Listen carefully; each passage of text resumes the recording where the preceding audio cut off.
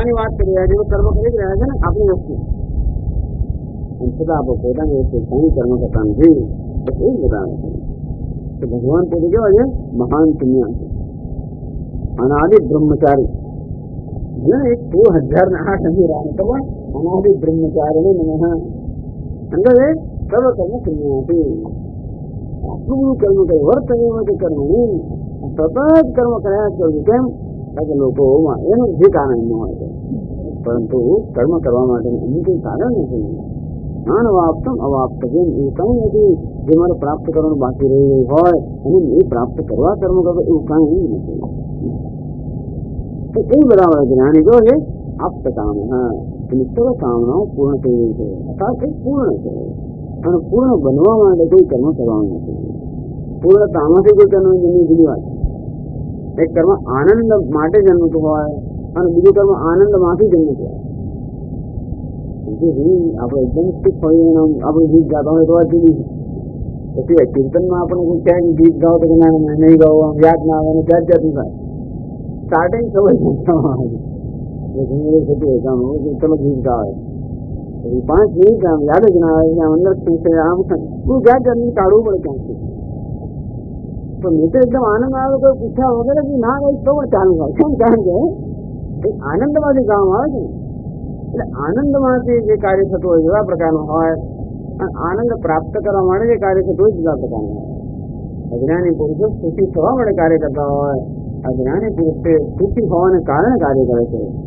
તેથી એનું જે કાર્ય છે સુખનું કે આનંદનું એની અભિવ્યક્તિ છે, જે છે અપૂર્ણતાની દુઃખની અભિવ્યક્તિ.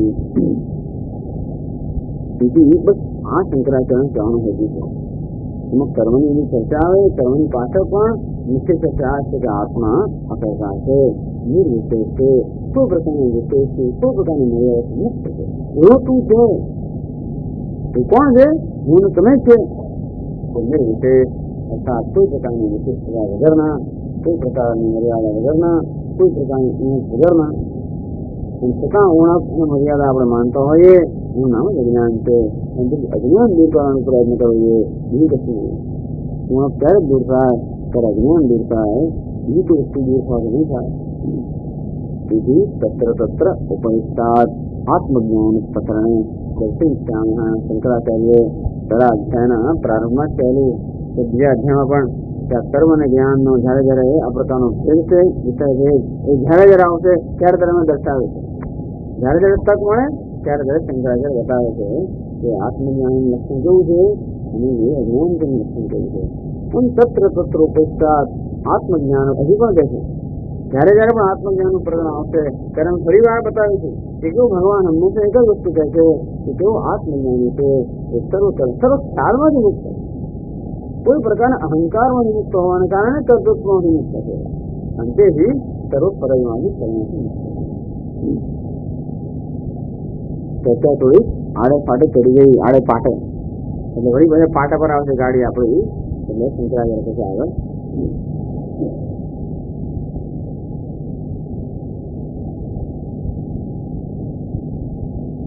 પ્રકૃતમ તો વક્ષ્યામઃ તત્ર આત્મનઃ અવિનાશિત્વં પ્રતિજ્ઞાતં તત્સિવ ઇતિ ઉચ્યતે.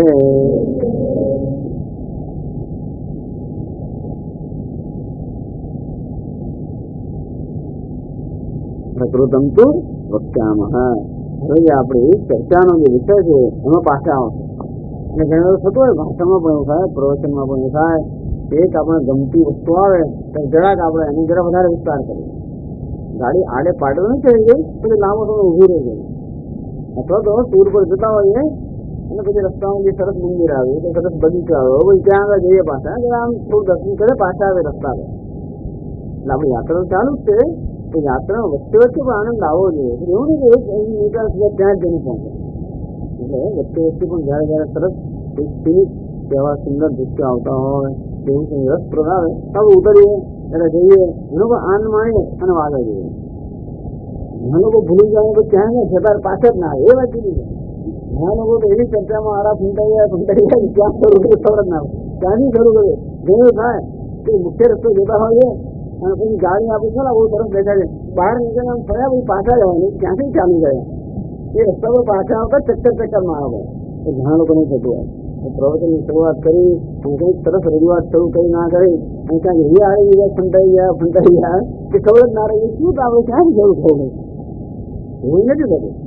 પણ જયારે જરૂર પડે ત્યારે કોઈ ખાસ વિશિષ્ટ વસ્તુ હોય તો દર્શન કરાય, વળી પાછી ગાડી પાટા પર આવેલી પ્રતિબંધ વચ્ચામાં. હવે જેની ચર્ચા આપણે કરતા હતા એની પાછા ફરતું એની ચર્ચા કરતા હતા આપણે ભૂલી ગયા, એની ભૂલી ગયા. શેની ચર્ચા ચાલતી હતી? સત્ર આત્મા અવિનાશિત્વમ પ્રતિજ્ઞાતમ. આગળ ભગવાને કહ્યું અવિનાશી તદ્બુદ્ધિ તેન સર્વં નિરંતરમ. આત્મા અવિનાશિત્વ એની ચર્ચા થઈ રહી હતી. અવિનાશી કેમ છે?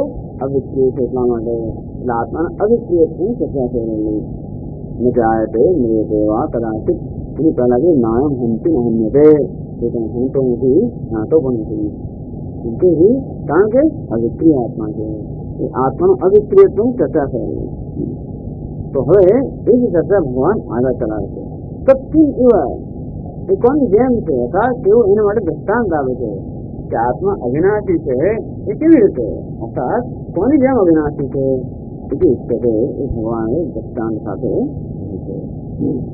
22મા શ્લોકમાં કહે છે વાસાંસि જીર્ણાનિ યથા વિહાય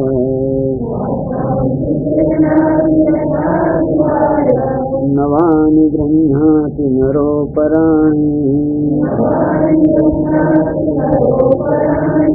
તથા શરીરાણિ વિહાય જીર્ણાનિ અન્યાનિ સંયાતિ નવાનિ દેહી.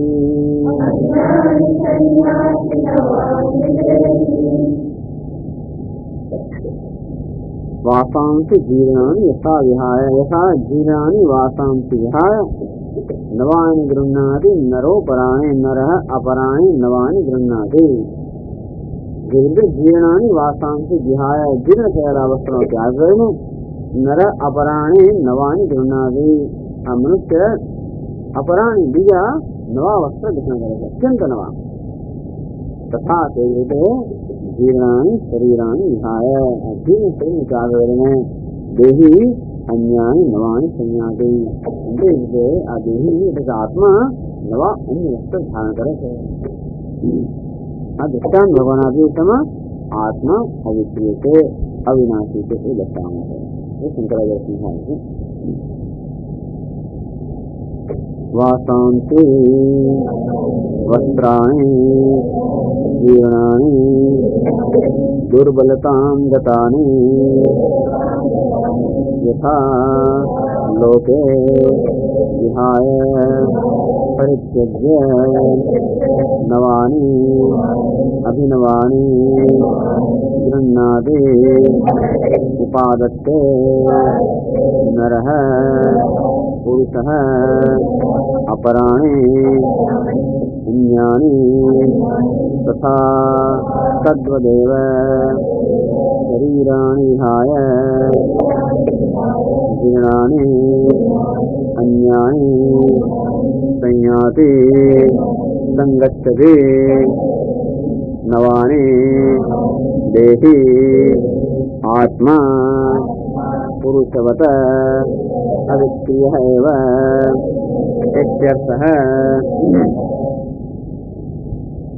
हाँ तो बहुत तरह से वासांस એટલે કે વસ્ત્રાણી જીર્ણાની એટલે દુર્બળતા ગતાણી. જે વસ્ત્ર આપણે જીર્ણ થઈ ગયા હોય, ફાટી ગયા હોય, યથા લોકે વિહાય લોક માટે વ્યવહારમાં જે રીતે જીર્ણ વસ્ત્રનો ત્યાગ કરીને નવાણી અભિનવાણી ગૃહ્ણાતિ ઉપાદત્તે નરઃ પુરુષ વ્યક્તિ જે રીતે નવા વસ્ત્રો ગ્રહણ કરે છે તથા તદ્વત તે રીતે શરીરાણી વિહાય જીર્ણાની જીર્ણ થયેલા શરીરને ત્યાગ કરીને अन्यानि संयानि संयानि संगच्छति नवानि देहि देहि तथा आत्मा नवा वस्त्र नवा देह में ग्रहण करे अर्थात जूना देह त्याग करने नवा देह में ग्रहण करे છે. એટલે એમાં શું કહેવામાં આવ્યું? પુરુષવત આત્મા અવિક્રિય એવા ઇત્યાસ. બસ આમાં કહેવાનો એટલો જ હેતુ છે કે જેમ આપણે જૂના વસ્ત્રનો ત્યાગ કરીને નવા વસ્ત્રો પહેરીએ ત્યારે આપણામાં કંઈ ફેરફાર થતો નથી. ફેરફાર પહેરનારમાં કઈ થતો નથી, વસ્ત્રમાં ફેરફાર થયો, પણ વસ્ત્રનો ત્યાગ કરનાર અને નવા વસ્ત્ર ધારણ કરનારમાં કઈ ફેરફાર થતો નથી. એ તો એમને એમ જ નથી, અવિક્રિય નથી. તે રીતે આત્માનું પ્રતિબિંબ જયારે એક દેહમાંથી બીજા દેહમાં જાય ત્યારે આત્મામાં કોઈ પ્રકારનું પરિવર્તન થતું નથી, માત્ર દેહમાં પરિવર્તન થાય. એક દેહ ગયો અને બીજો આવ્યો. કોઈ એમ પૂછે કે આત્મા એક દેહમાંથી બીજા દેહમાં જાય છે, એનો વિકાર થતો નથી?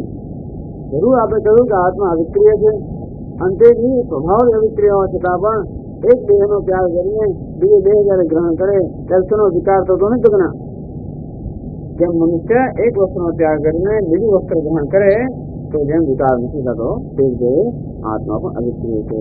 તો આટલો જ હેતુ છે. અહીં આત્માનો હતો સચ્ચિદાનંદ આત્મા. આપણે આનો અર્થ એવો કરતા કે જીવાત્મા એક દેહમાંથી નીકળીને બીજા દેહમાં જાય છે, એવાનો હેતુ જીવાત્માનો અહીંયા પ્રસંગ નથી. એટલે પ્રકૃતમ વક્ષ્યામઃ. હવે જે શ્લોક આવે છે એ એક વિષયનો શ્લોક છે, ભગવાન વિષયાંતર નથી કરતા. અર્થાત સામાન્ય રીતે આ શ્લોકનું અર્થઘટન કરવામાં એવું છે કે જીવાત્મા અર્થાત સૂક્ષ્મ શરીર એક સ્થૂળ દેહમાંથી નીકળીને બીજા સ્થૂળ દેહમાં જાય છે.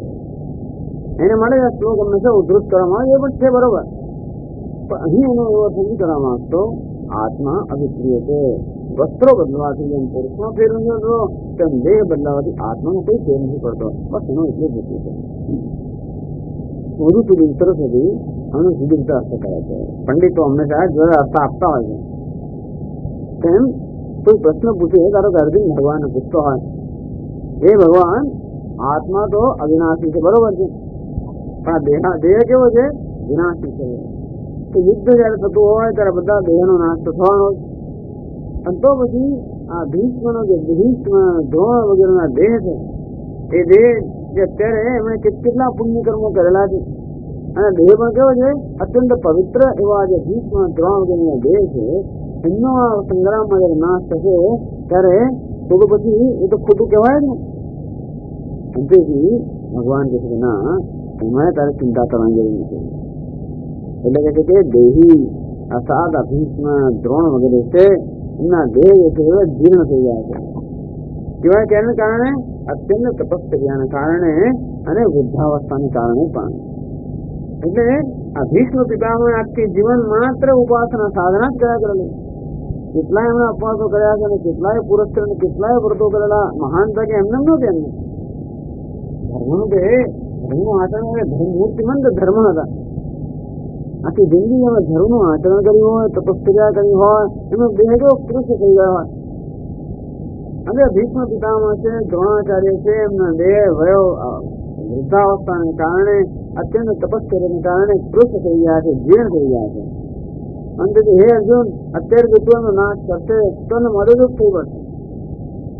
કારણ કે એમણે આટલા અત્યાર સુધીમાં જે પુણ્યકર્મ કર્યું છે, એ પુણ્યકર્મનું ફળ ભોગવવા માટે આ દેહ તો એમના માટે કામનો નથી. એ પુણ્યકર્મ ભોગવવા માટે એમણે કોઈ દેવતાને ઉપાધિ જયારે ગ્રહણ કરે ત્યારે જ એ કર્મનો ઉપભોગ કરી શકે, કર્મ નહીં તો ના કરી શકે. અત્યારે આ દેહ એમના માર્ગમાં એક અવરોધ રૂપ છે. એમણે જે કર્મ કર્યા છે એ કર્મનું સુંદર ફળ ભોગવવા માટે આ દેહ અવરોધ છે. એટલા માટે કે જ્યાં સુધી આ દેહ છે ત્યાં સુધી એ પોતાના સત્કર્મનું ફળ નહીં ભોગવી શકે. અને માટે આ દેહમાંથી એમને મુક્ત કરીને તેમનો પર ઉપકાર કરવાનો છે, અપકાર નથી કરવાનો. એવું કંઈ કરતા નથી આવે છે. ત્યાં ભીષ્મ વગેરે પણ આ જીર્ણ થયેલા દેહનો ત્યાગ કરીને અપરાણી નવાની ગૃહના, નવાને એટલે કે નવા, તો ભગવાન અપરાણી નવાની અત્યંત નવા અર્થાત એકદમ શ્રેષ્ઠ એવા દેહના એ લોકો ગ્રહણ કરશે. જેથી એમના માર્ગમાં જે પ્રતિબંધ છે એ દૂર કરીને એમનો ઉપકાર કરશે, અપકાર કરવાનો છે. પણ દિલ્હી દુષ્ટ લોકો નથી, દુષ્ટ લોકો પણ યુદ્ધ મેદાનમાં જયારે મરાશે એમને પણ સ્વર્ગ પ્રાપ્ત થશે. અંતેથી એમને પણ તું અમને છોડાવશે, આ નરકમાંથી છોડાવીને સ્વર્ગમાં મોકલશે, એટલે એમને પર પણ ઉપકાર થશે. આવું કંઈક અર્થ જે આ સંદર્ભમાં બરોબર નથી, તો સ્વતંત્ર આ શ્લોક લઈએ તો અર્થ કરી શકાય. અને સ્વતંત્ર આ શ્લોકનો એવો અર્થ કરવામાં પણ આવતો હોય છે કે જીવાત્મા આ દેહનો ત્યાગ કર્યો, નવું દિન ગ્રહણ કરવાનું છે, તેથી સુખનું કારણ નથી એ કહેવા માટે આ શ્લોકનો ઉપયોગ કર્યો બરોબર છે. તો સ્વામીજી આમ તો લખ્યું છે કે જીર્ણાની વસ્ત્રાણી થાય. દેહ જયારે જીર્ણ થયો હોય, વસ્ત્ર જીર્ણ થયા હોય ત્યારે જ આપણે ત્યાગ કરીએ ને. કોઈ નવા વસ્તુનો ત્યાગ ના કરે. અને તેથી કોઈ વૃદ્ધ મનુષ્ય જયારે મૃત્યુ થાય ત્યારે સમજી શકાય કે આ જીર્ણ દેહનો ત્યાગ કરે. તો કોઈ યુવાનનું જયારે મૃત્યુ થાય ત્યારે કેમ માની શકાય તો આ શ્લોક બરોબર નથી? તો પ્રશ્ન એ છે, એના માટેનો ઉત્તર એ છે કે આ જીર્ણ એટલે કે જીવ થઈ જવું એ નક્કી કરનાર, વસ્ત્રનો પહેરનાર નક્કી કરે, આપણે નક્કી ના કરી શકીએ. જે લોકો દિવસમાં 6 સાડી બદલતા હોય ધારો કે એમના માટે જીર્ણ એટલે છે એટલી જ નહીં, અડધો 1 કલાક પહેરી ના પહેરીને બદલી નાખે. અંતેથી કદાચ ઝૂંપડપટ્ટીમાં એની સાડી એક સ્ત્રી 15 દિવસ પહેરે પછી એમ લાગે ધોવાની થઈ, અને આ દિવસમાં 6 સાડીઓ પણ કોઈ બદલતું હોય તો જીર્ણ કોને કહેવાય? જીર્ણતા નક્કી કરનાર કોણ છે? જે વસ્ત્ર પહેરે છે નક્કી કરે, બીજું કોઈ નક્કી ના કરે. કાર જૂની છે એવું પણ નક્કી કરે. ગાડી જૂની ક્યારે કહેવાય? હિન્દુસ્તાનમાં તો 30 વર્ષ થાય ત્યારે ગાડી જૂની થઈ જાય. પથ્થર કરતો હોય ચાલે ત્યારે ઉઠી ના રહે, બીજી રીતે ચાલે એવી જાય ગાડી આપણે જૂની છે. ત્યારે અમેરિકામાં તમે જાઓ એને 1 વર્ષની ગાડી સ્ક્રેપ યાર્ડ ત્યાં આ લોકો કોઈ વેચવાની તકલીફ લેતા ગાડી વેચવા વધારે તકલીફ થાય એટલે ગાડી જૂની થાય ને એટલે સ્ક્રેપ યાર્ડ મળી જાય. સ્ક્રેપ યાર્ડ મળી જાય તો એક મોટું મશીન હોય એમાં ગાડી ઉભી રાખે, ઉપર મોટો હથોડો હોય મોટો આવે ને આમ સીધી કચડી નાખી ગાડી સ્ક્રેપ થઈ ગઈ. એ તમે જોવા જાઓ તો 10-15 વર્ષ જૂની ગાડીઓ મળે, 10 વર્ષ જૂની મળે, 5 વર્ષ જૂની મળે. અમેરિકન લોકો તો 2 વર્ષે બદલતા હોય, કોઈ વર્ષે બદલતા હોય. અને એક વર્ષ આશ્ચર્યની વાત છે કે 1 વર્ષની ગાડી હંમેશા 1 વર્ષના સપ્ટેમ્બરમાં બીજા વર્ષનું મોડેલ આવે. એટલે કે ધારો કે અત્યારે આ 1989 ચાલે ને 1988 ના સપ્ટેમ્બરમાં 1989 ની ગાડી આવી જાય એવું ક્યાં? 3 મહિના આગળ હોય. આ કયું મોડેલ છે? તો 1989. પણ બધું 1981 સપ્ટેમ્બરમાં ફેરી કરી જાય તો 1989 નું મોડેલ છે. 1989માં તમને 1989 ના મોડેલ સ્ક્રેપ યાર્ડમાં મળે. એવાય મહિનાઓ હોય છે કે 6 મહિનામાં ગાડી બદલી નાખે. એની વચ્ચે ગાડી જૂની થઈ ગઈ ક્યારેક કોણ આપણી વચ્ચે 30 વર્ષ જૂની થાય એટલે જૂનું એ નક્કી કરનાર કોણ છે? જે ગાડી ચલાવે છે એ નક્કી કરે, આપણે ન કરી શકીએ. તેથી આપણી વ્યક્તિ કદાચ આ દેહ જીર્ણ ન થયો હોય તો પણ એ જે દેહ જે ધારણ કરેલો એની વચ્ચે જે જીર્ણ થઈ ગયો હોય તો ત્યાગ કરી જરૂર. પણ એ તો નક્કી જ છે કે દેહનું ત્યાગ કરવામાં આવે છે એમની દેહ ગ્રહણ કરવા માટે, અને હંમેશા પોતાની ઈચ્છાથી એમની દેહ ગ્રહણ થતો હોય છે. નહીં કે અનિચ્છા એવું કે આપણે કોઈ પ્રારબ્ધને કોઈ રીતે દૂષિત કરીએ, અબ્યુઝ કરીએ તો જુદી વાત. માણસ કંઈ અપઘાત કરે ને એ તો કદાચ પોતાના પ્રારબ્ધ છે એનો તિરસ્કાર કરે જુદી વાત. પ્રારબ્ધના અંતને કારણે જે દેહ અંત થતો હોય છે એનું કારણ એ જ છે કે પ્રારબ્ધ સમાપ્ત થઈ અર્થાત પોતાની ઈચ્છાથી જ આ દેશ છોડી જતો હોય છે. ભલે આપણે લાગે થોડા હજી માગશે છતાં પણ વાસ્તવિક કઈ વસ્તુ છે એને પોતે સંકલ્પ કરે છે. જેમ દેહ લેતા પહેલા કે આટલો વખત મારામાં જોઈએ પછી એનું આસક્ત થઈ ગયું પછી આપણે થોડા ન માગી દીધી વાત છે તો હું એ જ સંકલ્પ કરું. પણ આ સંદર્ભમાં આ શ્લોકનો અર્થ આટલો જ છે કે જે રીતે વસ્ત્ર નવા જૂના વસ્ત્રો તૈયાર કરે નવું વસ્ત્ર ધારણ કરવામાં મારામાં કોઈ જેમ પરિવર્તન થતું નથી. દેહમાં સર્વ પરિવર્તન થાય, ઉપાધિમાં પરિવર્તન થાય, આત્મા પરિવર્તન અવિચ્છેદ છે.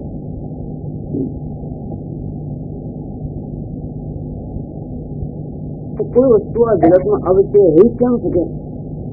તમને કોઈ એક ખાલી તાંબાનું એક વાસણ હોય એનો કંઈ ના કરો અને માત્ર તમે એને બહાર રાખો તો એમાં ડાઘા પડી જાય. કેમ? કારણ કે હવામાં જે ઓક્સિજન રહેલો છે એને કારણે કોઈ ને કોઈ પ્રકારના પેલા રાસાયણિક ત્યાં પરિવર્તન થવાનું. અને તેથી આપણા સ્વભાવમાં પરિવર્તન ન હોય તો પણ બહારની અસરને લીધે પરિવર્તન થાય તો અર્થાત આત્મા પોતે પોતાના સ્વભાવ અભિક્રિય હોય તો અગ્નિ છે, વાયુ છે, જળ છે, પૃથ્વી છે એ બધું એને વિક્રિય કરી નાખે તો આમ ઘર આપણું કેવું છે? અવિક્રિય છે. તો બહારની હવાને કારણે ઘસાતું હોય, વરસાદને કારણે ઘસાતું હોય, આમ હવા, વરસાદ, અગ્નિ આ બધી વસ્તુઓ નાશ કરનાર તત્વો તરીકે જાણીતા છે. આમ જગતના પદાર્થો બધા પરસ્પર નાશ કરતા જ હોય છે. અગ્નિ જળનો નાશ કરે, જળને સૂકવી લે, જળ અગ્નિનો નાશ કરે, જળ અગ્નિને ઠંડો કરી દે. આમ સતત આવી નાશની ક્રિયા ચાલ્યા જ કરતી હોય જગતની અંદર. જગતમાં જે કઈ પદાર્થો છે બધા આ પ્રકારના નાશને માટે હંમેશા એના પર આવી કોઈ અસર થયા જ કરતી હોય. તો આત્મા ભલે સ્વભાવથી અવિક્રિય હોય પરંતુ આ બધા જે પૃથ્વી, પછી જળ, અગ્નિ, વાયુ આ બધા જે નાશક તત્વો છે એની અસરને કારણે તો આત્મા વિક્રિયા નહીં થાય. એવો પ્રશ્ન ઉપસ્થિત થાય એટલે એના જવાબમાં પ્રશ્ન છે શંકરાચાર્ય કહે છે તસ્માદ અવિક્રિય એવ ઇતિ આહ. શા માટે આત્મા અવિક્રિય છે? આત્મા અવિક્રિય છે અને પુરુષો સાથે સરખાવ્યો કે દેહનો ત્યાગ કરવા છતાં એનામાં કોઈ વિચાર થતો નથી. એવું કેમ છે કે આત્મા અવિક્રિય? ચલો આત્મા સ્વભાવિક અવિક્રિય છે, પછી બીજી કોઈ વસ્તુ પણ આત્મા પર અસર નથી કરી શકતી. તો એ કહે છે 23મા શ્લોકમાં કહે છે નૈનમ છિંદન્તિ શસ્ત્રાણિ નૈનમ દહતિ પાવકઃ ન ચૈનમ ક્લેદયન્ત્યાપઃ ન શોષયતિ મારુતઃ.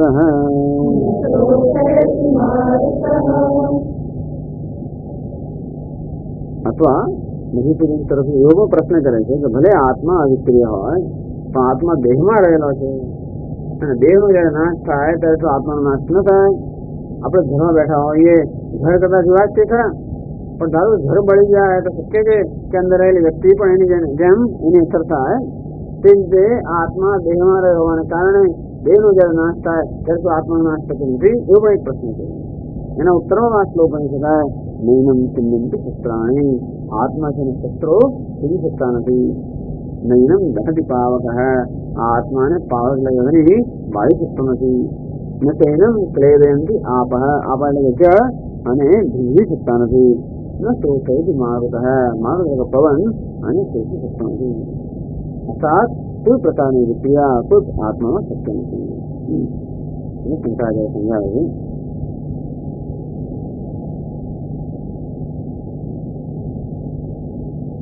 છે એનમ પ્રકૃતમ દેહિનમ ન છિન્દન્તિ શસ્ત્રાણિ નિરવયવત્વાत् અવયવ વિભાગમ કુર્વન્તિ શસ્ત્રાણિ અસ્યાદીનિ તથા નૈનમ દહતિ પાવકઃ અગ્નિ અપી ન ભસ્મી કરોતિ. એનમ એટલે કે આ પ્રકૃતમ દેહિનમ. દેહી અર્થાત આત્મા. આત્માને દેહી સમજવામાં આવે છે કે દેહ સાથે કંઈક જાણે સંબંધ હોય એવું જણાય છે. આત્માની સંયમને કારણે આ દેહ પણ ચેતન બનતો હોવાને કારણે આપણે માનીએ છીએ કે આત્મા દેહમાં છે. વાસ્તવમાં નથી. દેહમાં છે ને દેહની બહાર પણ છે, સર્વત્ર. અને છતાં પણ તો ખ્યાલ આપણે ધરાવતો હોય છે કે આત્મા દેહમાં છે. આત્માને દેહ સાથે સંબંધ છે. તે વિદ્વાન પુરુષ છે એને પણ કોઈ એક દેહ સાથે જાણે વિશિષ્ટ સંબંધ હોય એ કારણે આત્માને દેહી કહેવામાં આવે છે. દેહ અસ્તિ દેહી. દેહ જેનો છે નામ દેહી. દેહ આત્માનો નથી અને છતાં પણ આપણે એને દેહની સાથે સંબંધિત માનતા હોવાને કારણે એને દેહી કહેવામાં આવે છે. પ્રકૃતમ દેહી આત્માનમ ન સંબંધિત શસ્ત્રાણિ. શસ્ત્રોને છેદી શકતા નથી. છેદવું એટલે શું? નિરવયવત્વાत् અવયવ વિભાગમ કુર્વન્તિ. છિન્નન એટલે અવયવ વિભાગમ કુર્વન્તિ. છેદવું એટલે અવયવનો વિભાગ કરવો. હાથ પગ વગેરે આપણે અવયવ છે એને તલવારથી છેદી નાખવા શું કામ છે? અવયવના વિભાગને છેદન ક્રિયા. આ લાકડું હોય, લાકડાની ગાંઠ એને આપણે જયારે વચ્ચેથી ફાડીએ ત્યારે શું કહેવાય? છેદન ક્રિયા.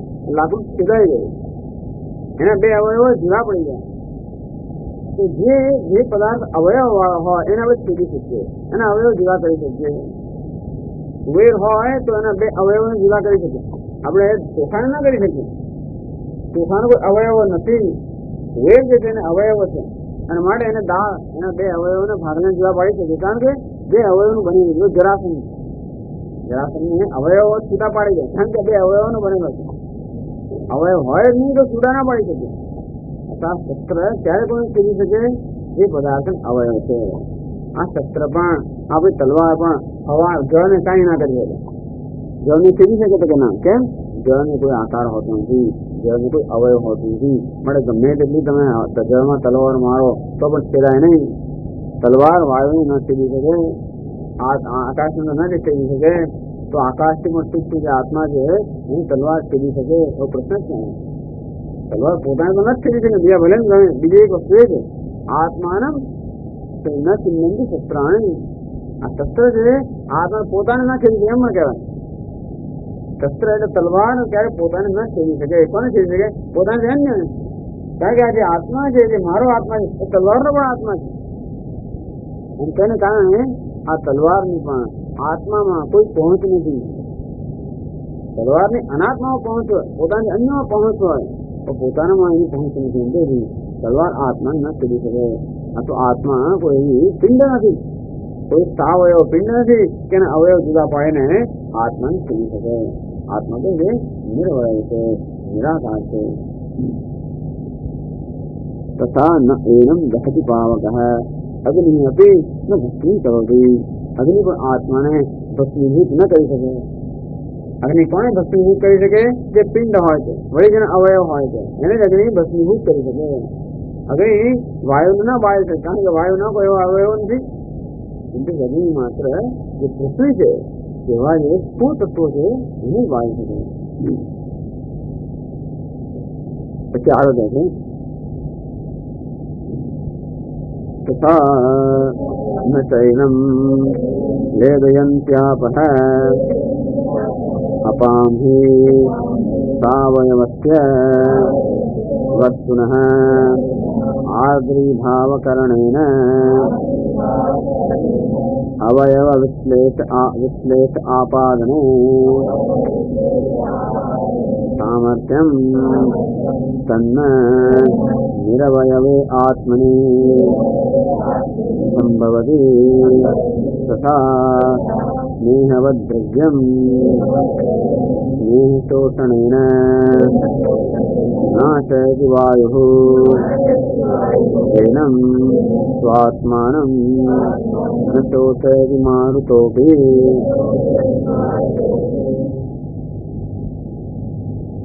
तथा न चैनम क्लेदयन्ति आपः. अब शब्द न से बहुवचन वपरा है. आपः आगे जड़ जैसे एनम आत्मान न क्लेदयन्ति, आत्मा ने भी सकता नहीं तो जड़ पर नाश करे. जड़ क्या नाश करेंगे? अपामी सावयवस्ति वस्तुनः आर्द्रभाव करेण अवयव विश्लेष आपादन सामर्थ्यम. तलवार से सीधे सीधे अवयव विच्छेद करेंगे. जड़ जैसे ये लांबो समय न लागे પણ એમાં પણ એ વસ્તુ થાય. કોઈ પણ વસ્તુ હોય જેમાં ભીજવી હોય બહુ લાંબો સમય જયારે ભીજાય ત્યારે ધીમે ધીમે ધીમે એક છૂટું પર લાકડું અંદર પડ્યું હોય, થોડા થોડા કટાઈ સળીને બધું છૂટું પડી જાય અને જે અવયવ છે બધા છૂટા પડી જાય. આ જળમાં શું કરે છે કે સાવયવ વસ્તુ હોય, અવયવ વાળી વસ્તુ હોય એને જળમાં લાંબો સમય ભીજાવવામાં આવે, એના બધા અંગ છૂટા પડી જાય અને જળ એ પદાર્થનો નાશ કરવાનું જળનું સામર્થ્ય છે. પરંતુ જે અવયવ જ નથી, જે નિરવયવ છે એ વસ્તુ નાશ કરવાનું સામર્થ્ય જેમાં પણ નથી. તન્ન નિરવયવે આત્મ સંભવતિ. આર્દ્રી ભાવ કરેણ અર્થાત એને ભીજવીનું અવયવ વિશ્લેષ આપાદન સામર્થ્ય અપાન. જેનું સામર્થ્ય એટલું છે કે ભીજવીને એના અવયવ છૂટા પાડે છે. તન નિરવયવે આત્મ સંભવતિ. પરંતુ એ જેનું સામર્થ્ય છે એ આત્મા જે નિરવયવ છે એમાં એનું સામર્થ્ય ચાલતું નથી. કારણ કે આત્મા નિરવય છે, અવયવ રહિત છે. મારું એટલે વાયુ શું કરે? તથા સ્નેહવદ દ્રવ્યમ સ્નેહ શોષણે નાશયતિ વાયુ. વાયુ પણ સ્નેહવદ દ્રવ્ય, એ દ્રવ્ય હોય પદાર્થ હોય એમાં સ્નેહ હોય, વિકાસ હોય તો વાયુ શું કરે છે? સ્નેહ શોષણે એ વિકાસને શોષી લે. અને એમ કરીને વિકાસને કારણે કોઈ વસ્તુ ધારો રહી હોય, જેમ આપણે ટિકિટો લગાડીએ આપણા એન્વેલપ પર, વિકાસને કારણે ત્યાં રહી હોય છે અને ત્યારે ત્યાં પહોંચી ત્યારે ટિકિટ હોય જ નહીં. અમારે તો 2 રૂપિયા ભરવા પડે. હું તો ટિકિટ લગાડી દઉં છું, વચ્ચે પેલી ટિકિટ તૂટી ગઈ કોણ જાણે. આ વાયુઓને શોષી લીધું. સમજેજી? જે સ્નેહ હોય, વિકાસ હોય, વાયુઓને શીખવી જાય અને શીખ્યા પછી એ વસ્તુ છૂટી પડી જાય. આમ સ્નેહને કારણે, વિકાસને કારણે જે વસ્તુ રહી ગઈ હોય, એક સાથે ચોંટી ગઈ હોય એ વાયુને છૂટી કરી નાખે. પણ વાયુ એના આત્માનમ પરંતુ આત્મામાં કોઈ સ્નેહ નથી, એનો કોઈ વિકાસ નથી, એ શીખવી ના શકે.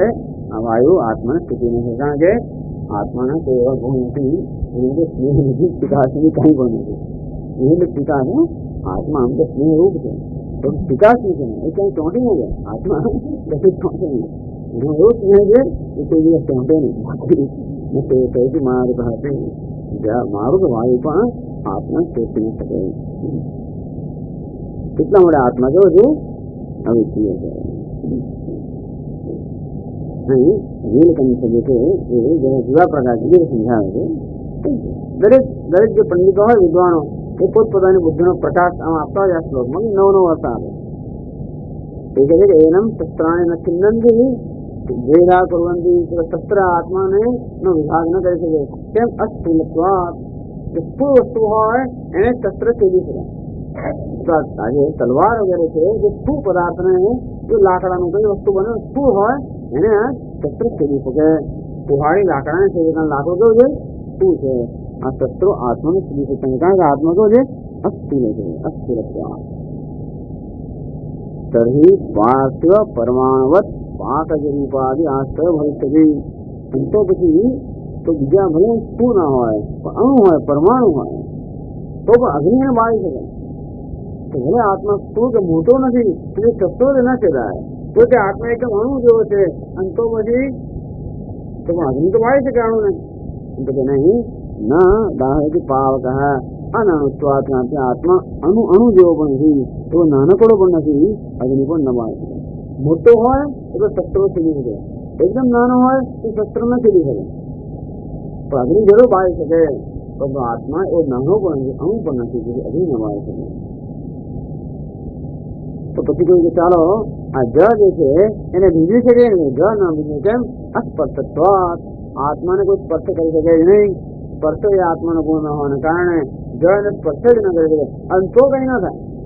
આમ 100નું પત્ર જ માં હોવા છતાં પણ કોઈ જ થી એમાં નુકસાન થાય કેમ કારણ કે જ એને સ્પર્શી જ ન શકે। તેમ આત્મા સ્પર્શ યોગ્ય ન હોવાને કારણે જ એને ભીવી ન શકે। અસ્પર્શત્વાत् સ્પર્શવદ્ દ્રવ્યમ અદ્ભિ આર્ધિ કર્તવ્યમ ન સ્પર્શ બિંદુ અસ્પર્શમ। અને પછી કહે ન શોષયતિ મારુતઃ આ પવન શોષી શકતો નથી। અસ્નેહત્વાत् તથા આત્મામાં સ્નેહ પ્રકાશ નથી। એમ કરીને અહીંયા નીલકંઠ કહે છે કે બૃહદારણ્યક ઉપનિષદમાં આત્માનું વર્ણન કર્યું છે। આ સ્થૂલમ આ નાનું આ સત્વમ આ દીર્ઘમ આત્મા ઓળમાં પણ છે। બૃહદારણ્યક ઉપનિષદ આત્મા શું છે આ સ્થૂલમ આ નાનું ભગવાન એનો ઉલ્લેખ કરે છે કે નૈનમ છિન્નંતિ શસ્ત્રાણી આ સ્થૂલમ નૈનમ દહતિ પાવકઃ આ નાનું એમ કે નાનો ઉલ્લેખ કરે છે। हमारी कठोपनिषद कहते हैं अशब्दम अस्पर्शम अरूपम अव्ययम तथार्थम नित्यम अगंधवत्यत। तो जो એને ન ભીગે કાંગે અસ્પર્શમ અને પછી પવન વાયુ એને ન શોષી કાંગે અસ્નેહત્વાत्। એમ કરીને એ બધા શ્લોકોમાં જે આત્માનું વર્ણન કર્યું છે એ દ્રષ્ટિએ ભગવાન જેવા શબ્દમાં માને છે।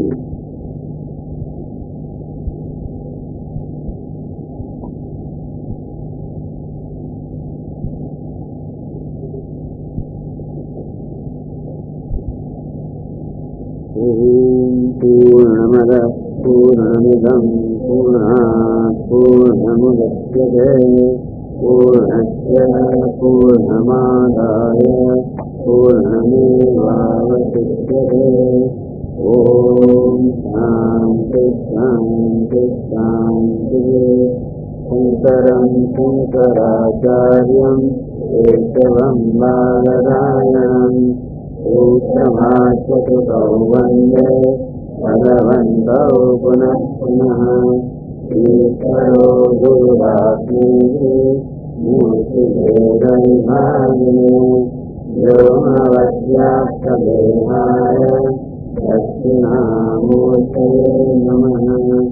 ॐ शान्ति शान्ति शान्तिः। हरि ओम श्री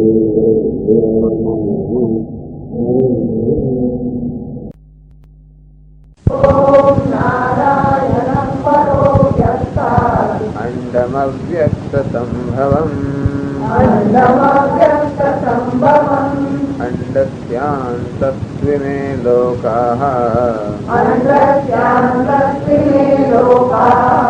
सप्तद्वीपा च मेदिनी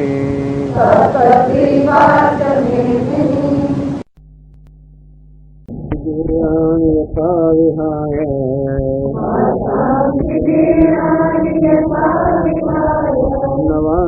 गृह्णाति नरो पराणि तथा शरीराणि विहाय जीर्णानि अन्यानि संयाति नवानि देहि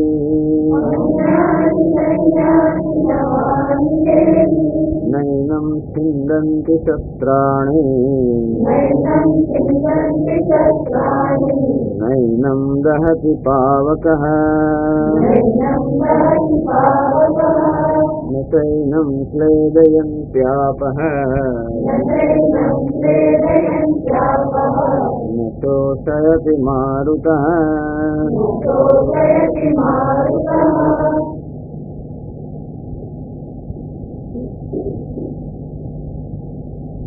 तस्मात् अविक्रियैव आत्माकम् अविक्रियते तान् बतादु ताके शस्त्राणि एनं न छिन्दन्ति शस्त्र अनुच्छेदी सकता नहीं निरवयवत्वात् आत्मा अवयव न आत्मा ने अवयव नहीं आत्मा निरवयव से शस्त्र हमेशा अवयव छूटा पड़े छेदन कर सके कोई अवयव नहीं अंते ही शस्त्रों ने छेदी सकता नहीं नैनम दहति पावकः पावक लगनी पड़ने दहन वायु शस्त्रों नहीं न चैनम क्लेदयन्त्यापः जल पड़े भिंगी सकते जल पर भिंगी में कोई पदार्थ है एना अवयव ने छूटा पड़ेगा यही पण प्रकार नाश आत्मा शक्ति नहीं न शोषयति मारुतः जो मारुत वायु स्नेहवत कोई द्रव्य हो જેમાં કોઈ પ્રકાશ હોય એને લઈને દ્રવ્ય ચોંટેલું હોય તો પ્રકાશને શોષીને પણ એ દ્રવ્યના અવયવોને છૂટા પાડી દે એવી આત્મામાં કોઈ આત્મામાં સ્નેહ નથી અર્થાત તે વસ્તુ પર આધારિત ન હોવાને કારણે કોઈ પણ દ્રવ્ય કે કોઈ પણ તત્વો આત્મા નાશ થઈ શકતા નથી અંતેથી આત્મા નાશ પણ ન થાય વિકાર પણ ન થાય વિકાર થવા માટેના જે કોઈ કારણો છે તે સર્વ કારણો અમે જણાવ્યા એનું કારણ છે કે આત્મા આ કોઈ પ્રકારના વિનાશના તત્વો માટે ઉપલબ્ધ જ નથી આ વિનાશી તત્વો આત્માને પહોંચી જ ન શકે એમની પહોંચમાં ન હોવાને કારણે આત્મા અવિનાશી છે અવિક્રિય છે અંતે યતઃ એવં શંકરાચાર્ય કહે છે આગળના શ્લોકો માટે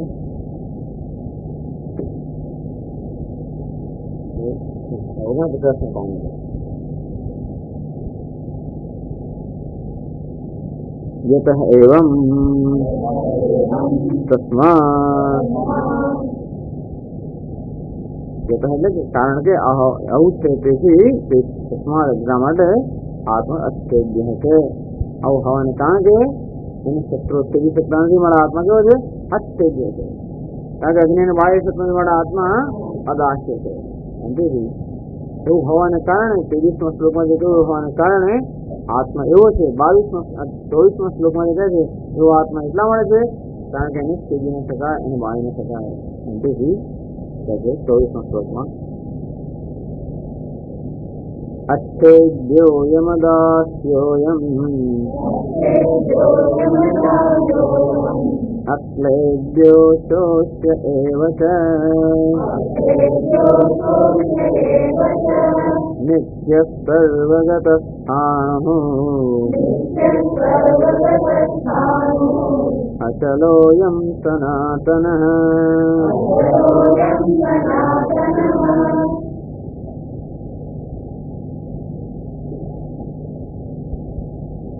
કારણ કે એમ પણ અચ્છેદ્ય હોવાને કારણે શસ્ત્રો છેદી શકતા નથી અદાસ્ય હોવાને કારણે અગ્નિ બાળી શકતો નથી અક્લેદ્ય હોવાને કારણે જળને ભીંજી શકતો નથી અશોષ્ય હોવાને કારણે વાયુ એને શોષી શકતો નથી સુકવી શકતો નથી કોઈ એમ કે આવું કોઈ તત્વ છે જ ક્યાં જે જળ ભીંજી ન શકે અગ્નિને બાળી ન શકે શસ્ત્રો છેદી ન શકે વાયુ એને શોષણ ન કરી શકે આવું બધું છે ખરું તો કે હા છે अस्थेय છે અદાસ્ય છે અક્લેદ્ય છે અશોષ્ય છે આ હોવાને કારણે એને શસ્ત્રો છેદીને લીધે એને અગ્નિ બાળી ન શકે એટલે તે સમજાવતા શંકરાચાર્ય કહે છે यस्माद् अन्योन्य नाश हेतूनि भूतानि एनम् आत्मानं नाशयितुं न उत्सहन्ते तस्मात् नित्यः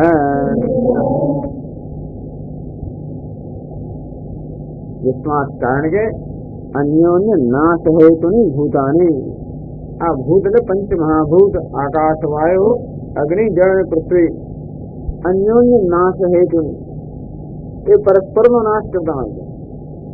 જેમ કહ્યું તેમ જળ અગ્નિનો નાશ કરે, અગ્નિને બુઝવી દે, ફાડી દે, તો અગ્નિ જળનો નાશ કરે, અગ્નિ જળને સૂકવી દે.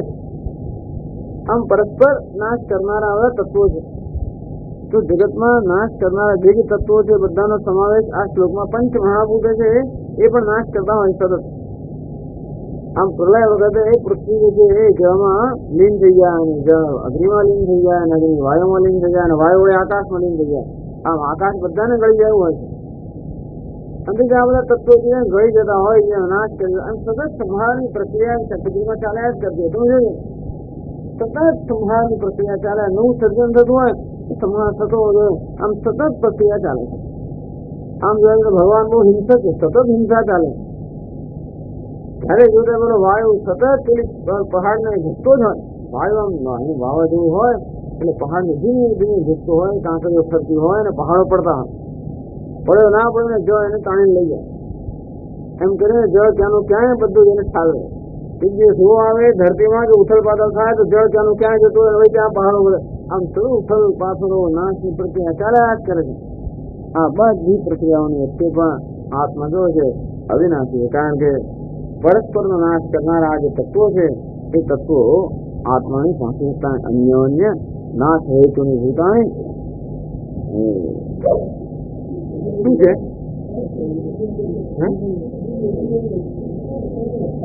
આપતો નથી ને.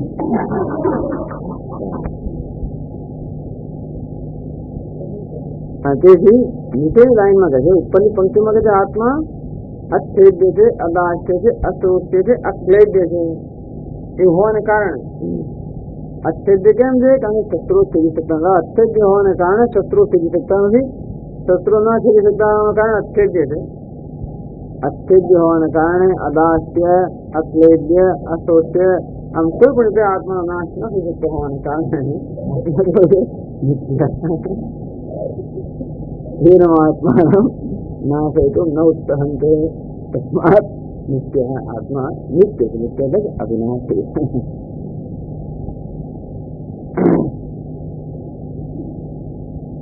અવિનાશી અથવા નિત્યનો છે કે જેનો નાશ પણ જેનો જન્મ પણ નથી.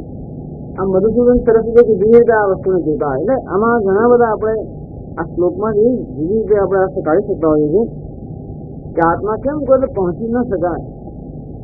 તો વસ્તુને પહોંચવા માટે કર્મ થાય ન થાય. તો કર્મની ચાર પ્રકારની વસ્તુ થઈ શકે. એક તો છે ઉત્પાદ્ય, જે વસ્તુ અત્યારે નથી એનું ઉત્પાદન થઈ શકે.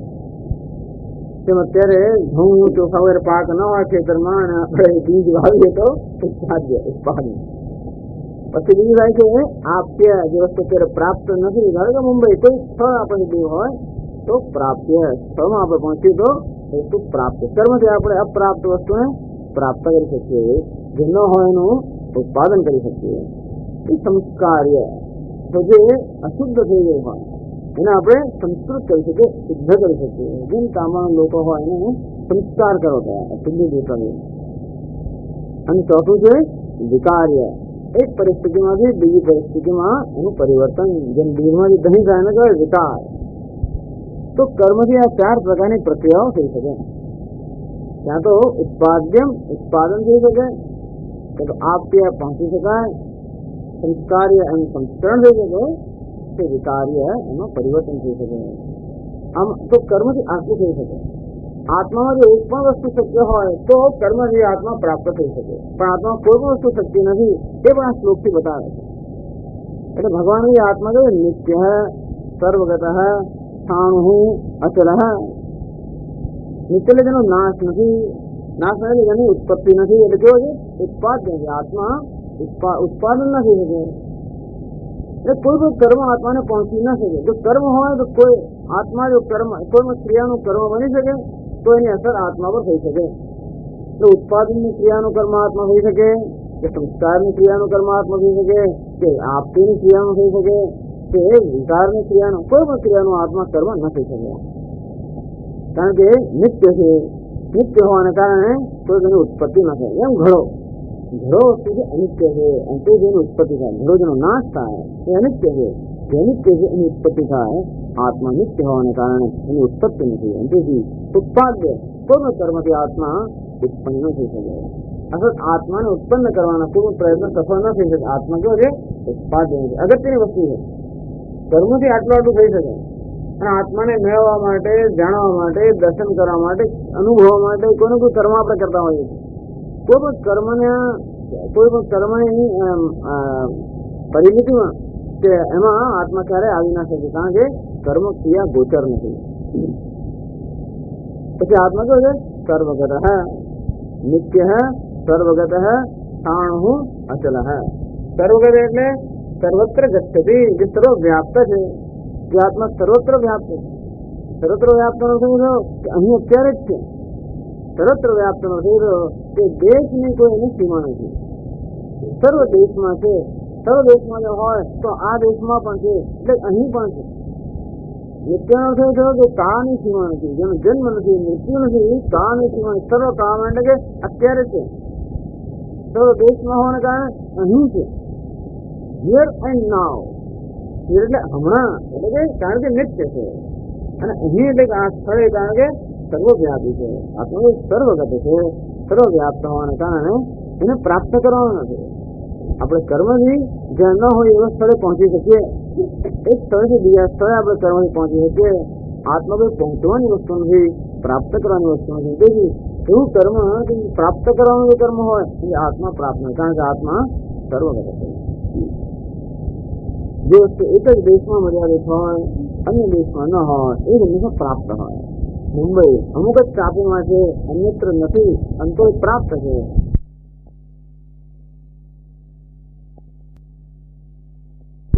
બીજનો વિકાસ થયો એવું કોઈ પરિવર્તન આત્મા હમણાં આવો છે અને પછી બીજો બની ગયો. હમણાં સુખી છે પછી દુઃખી બની ગયો, હમણાં દુઃખી છે પછી બીજો બની ગયો. આમ પરિવર્તન જે થાય એ કોઈ પ્રકારનો વિકાર આત્મા શક્ય નથી, કારણ કે આત્મા અધિકાર્ય है. हमेशा दूर गई अगर वस्तु है ये विकास हो. आत्मा के द्रव्य नहीं, ये द्रव्य हो तो विकास हो सके. अचलत्वात् आत्मा अचल છે, ચલન. આ વિકાર અને ચલનનો ભેદ એટલો છે, એક પરિસ્થિતિમાંથી બીજી પરિસ્થિતિમાં રૂપાંતરનો વિકાર. દૂધમાંથી દહીં બની જવું, એક અવસ્થામાંથી બીજી અવસ્થામાં રૂપાંતર. દૂધ એ દ્રવ્યની એક અવસ્થા છે, દહીં બીજી અવસ્થા છે. એક અવસ્થામાંથી બીજી અવસ્થામાં રૂપાંતર થવાનું નામ વિકાર. રહે બીજું દૂધ એક સ્થળે બીજા સ્થળે જાય એનાથી કોઈ ચલન. ચલન નો અર્થ છે એના અવસ્થામાં કોઈ પરિવર્તન ન થાય. તમારી આંગળીમાં ચલન થઈ રહ્યું, એક સ્થળથી આને ચલન કહેવાય. જયારે આંગળી બદલાઈને બીજું કશું થઈ જાય, આમ કરીને આપણે તેને આંગળીમાં પેન્સિલ આવી જાય તો શું થાય? વિકાર થઈ જાય. કરતો હતો ને એને તો પરિવર્તન થાય ને અવસ્થામાં તો વિચાર કરે. કામ કરતા હોય કેટલી છે આને કહેવાય ચલન. એટલે આંગળી તો એની જ એટલે કે અમુક પ્રકારનું ચલન પણ આવી નથી, અર્થાત કોઈ પ્રકારનું એક પરિસ્થિતિમાં પરિસ્થિતિ એની જ ધારો કે આપણે કામનો ઘડો હોય એ કામનું કામ જ રહે, પરંતુ હમણાં નિશ્ચય અમુક સતેજ થાય તેને એનું પણ ચલન કહી શકાય. એ કોઈ પ્રકારનું ચલન કે સંસ્કાર પણ શક્ય નથી આત્મામાં. પણ આત્મામાં સંસ્કાર શુદ્ધિકરણ ના થઈ શકે, આત્માને પ્રાપ્ત ન કરી શકાય, આત્માનું ઉત્પન્ન ન કરી શકાય, આત્મા કોઈ પરિવર્તન ન કરી શકાય. અને કોઈ બી કર્મથી આત્માને પહોંચી ન શકાય, પામી ન શકાય. કોઈ બી ક્રિયાનું આત્મા કર્મ ન બની શકે તે નિત્ય સર્વગત સ્થાણુ અચલ. એ ચાર શબ્દથી ભગવાન બતાવે. અને શંકરાચાર્ય એ જે છે અને હેતુમત ભાવ, કારણ કે નિત્ય છે અને તે બી સર્વગત છે. કારણ કે સર્વગત છે તેથી સ્થાણુ છે, કારણ કે સ્થાણુ છે તેથી અચલ છે. એ રીતે પણ એને જોઈ શકાય. તો શંકરાચાર્ય એ જ રીતે છે આત્મા સ્થેદ્ય, અદાસ્ય, અશ્લેદ્ય, અશોચ્ય હોવાને કારણે નિત્ય છે. કારણ કે નાશ નિત્ય એટલે અવિનાશી. તો નાશ થવા માટેના જે કોઈ કારણો જે સર્વ નિષેધ કરવામાં આવે, નાશ તો એક જ તત્વ થઈ શકે, અગ્નિ થઈ શકે, કોઈ પણ તત્વ જે આત્મનો નાશ નહીં થઈ શકતો હોવાનું કારણ આપણે કહીએ અવિનાશી છે અર્થાત નિત્ય છે. એટલે કે એવમ આત્માનમ નાશયતે ન ઉત્સહંતે તસ્માત નિત્ય હૈ. આ બધા તત્વો જે પરસ્પરનો વિનાશ કરવા માટે શક્તિમાન છે તે આત્માનો વિનાશ કરવા શક્તિમાન ન હોવાને કારણે આત્મા નિત્ય છે. તો નિત્ય હોવાને કારણે એટલે આગળ વધુ શંકરાચાર્ય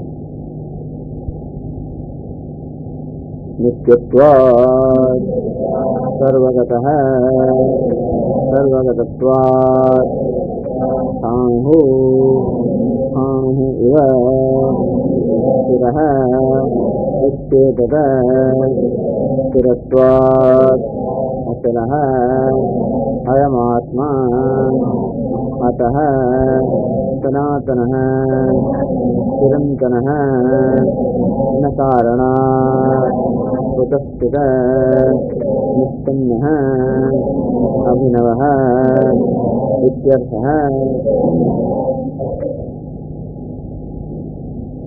नित्यत्वात् सर्वगतः. आत्मा नित्य होवाने कारणे अविनाशी होवाने कारणे सर्वगत सर्वव्यापी है. तो घણા લોકો માને છે કે જે વૈશેષિક લોકો છે એ માને કે આ સમગ્ર જગત પરમાણુમાંથી બનેલું છે. તો અત્યારના વૈજ્ઞાનિકો માને છે આપણા વૈજ્ઞાનિકો એનો વૈશેષિક કહેવામાં આવે છે. એ માને કે સમગ્ર જગત પરમાણુ બનેલું છે. 5 પરમાણુ છે, આકાશ, વાયુ, અગ્નિ, જળ, પૃથ્વી. આ 5 પરમાણુ એ પરમાણુનો બધું સંયોગ થાય, 2 ભેગા થાય, પછી 3 ભેગા થાય, 2 ની બધી જોડ એવી 3 ભેગી થાય, ત્રણુક એમ કરીને. એટલે એવી એમ થવાથી ધીમે ધીમે ધીમે પછી આ બધા દ્રવ્યો બને અને સમગ્ર જગત બને. એટલે એ લોકોનું જે ન્યૂટનની માન્યતા હતી કે આવા 5 પરમાણુ છે, એ પરમાણુ નિત્ય છે, એનું ક્યારેય નાશ ન થાય. એ પછી જયારે જગતનો પ્રલય થાય ત્યારે બધી જે પરમાણુથી જોડાયેલા બધા પરમાણુ છૂટા પડી જાય. એટલે પછી બધા નામરૂપનો નાશ થઈ જાય. તો જે તત્વોથી બને એ પરમાણુ એનો નાશ ના થાય. પછી નવી જયારે કરી તો નવી જયારે સૃષ્ટિ થાય ત્યારે વળી વળ્યા પેલા પરમાણુ ભેગા થાય.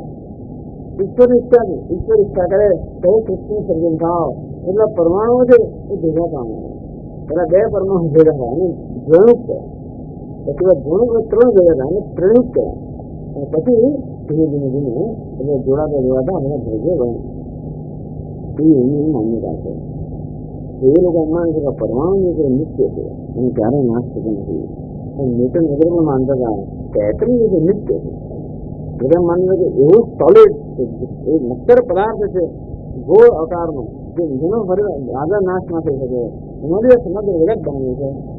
આ લોકો માને કે પરમાણુ પણ નિત્ય, તમારો આત્મા નિત્ય છે, તમારા પરમાણુ નિત્ય છે. તમે શું કહી દો તો કે નહીં, પરમાણુ કેવો હોય એકદમ નાનકડા હોય, આપણે જોઈ પણ ના શકીએ. સમજી એ કેવા છે સર્વગત અને સર્વવ્યાપી નથી. આત્મા કેવો છે સર્વવ્યાપી છે. એટલે પરમાણુ નિત્ય છે એ તમે જ કહો છો, એનો સ્વીકાર કરજો છે. જે વસ્તુ એક જ સ્થળ હોય અને અન્ય સ્થળ ના હોય એના પર તો કઈ ને કઈ પ્રકારની અસર થવાની.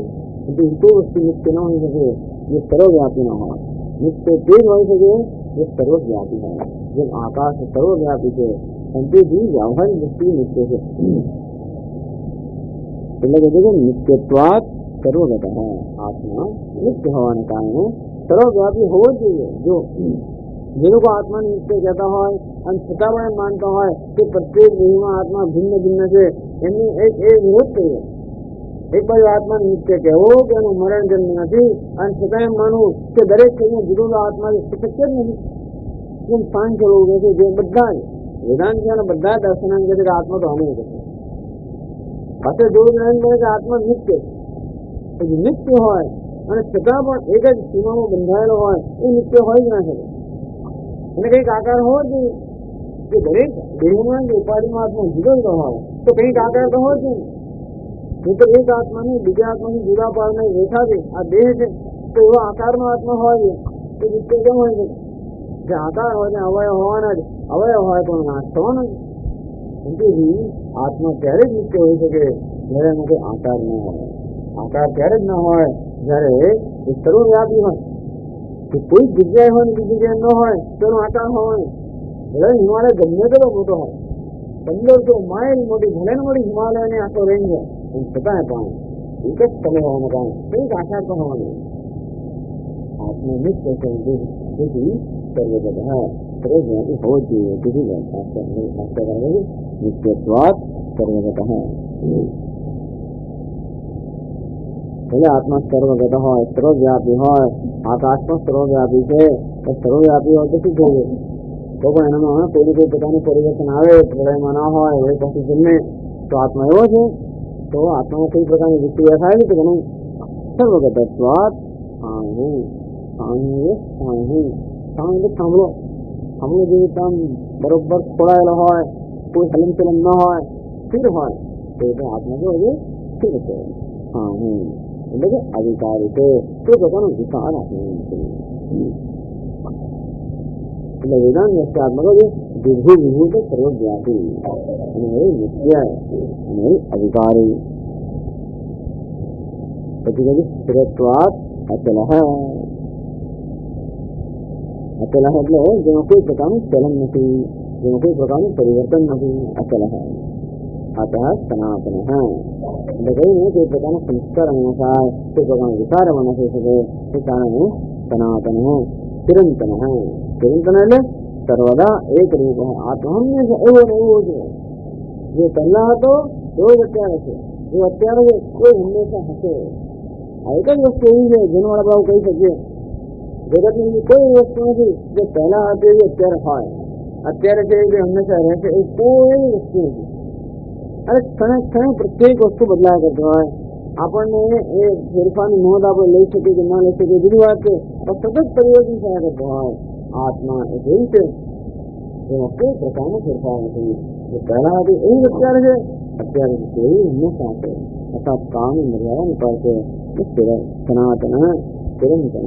ચિરંતન એટલે એવું નિત્ય છે, સર્વદા એક રૂપ.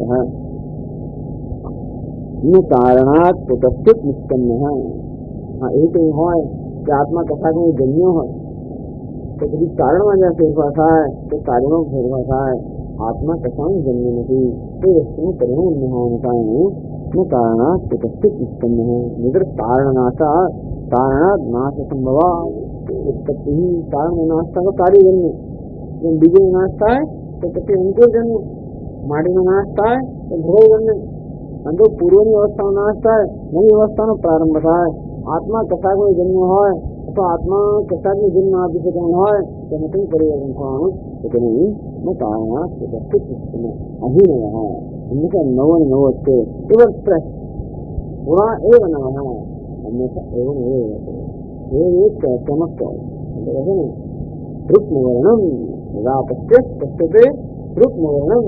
રૂપમ સુવર્ણ હંમેશા તેજસ્વી સુવર્ણ જેમ નહીં અને સહકાર શુદ્ધ નિત્ય મુક્ત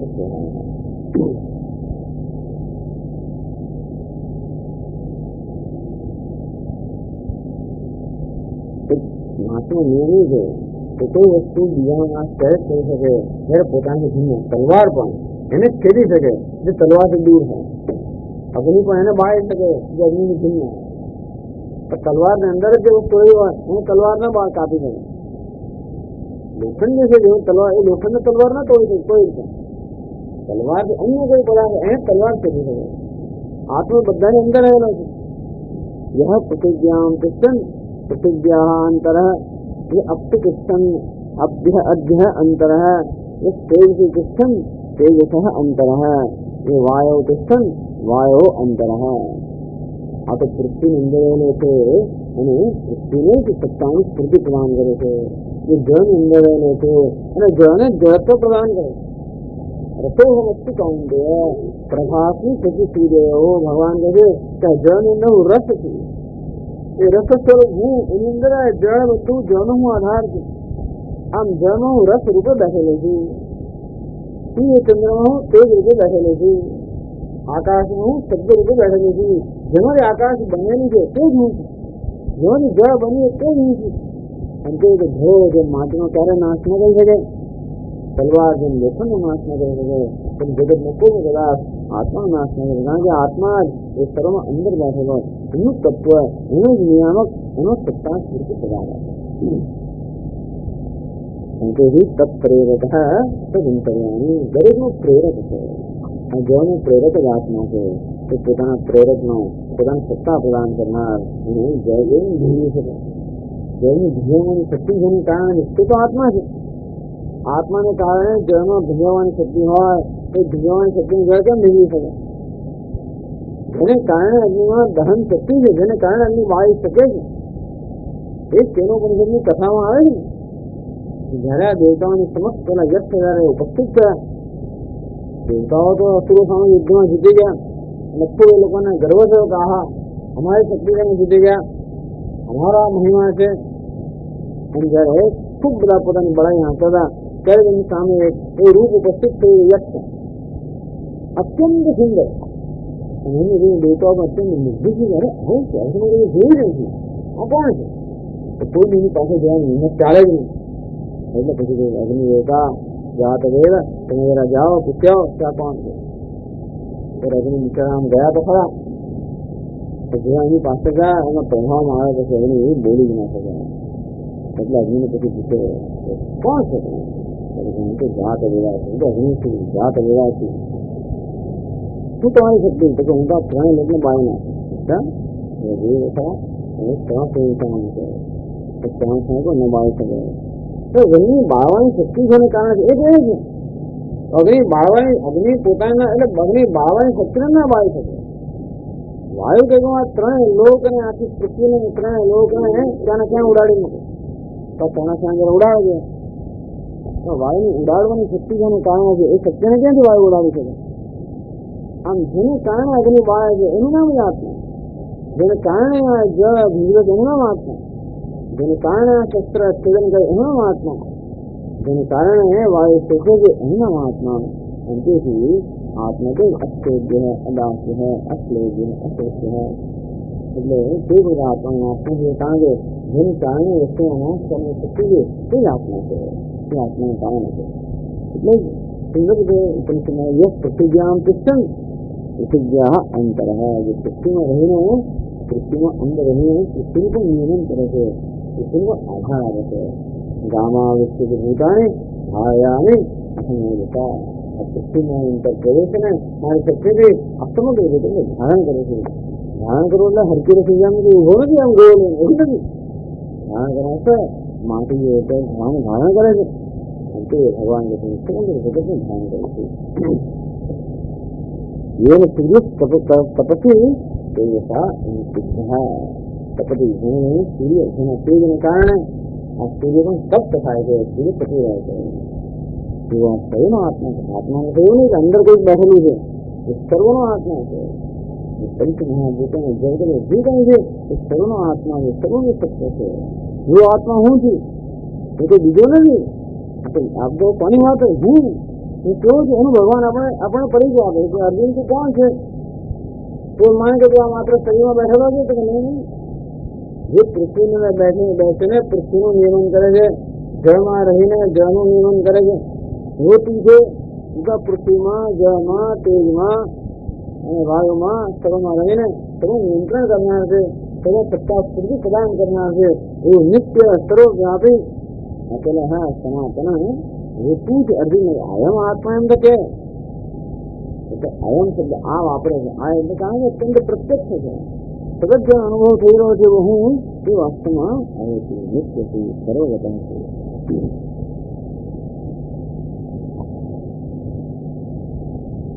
ત્રાસ સાંભળીને રોજ આમ મત સાંભળી છે ને બધું નવું તો સાંભળવું નથી ભગવાન.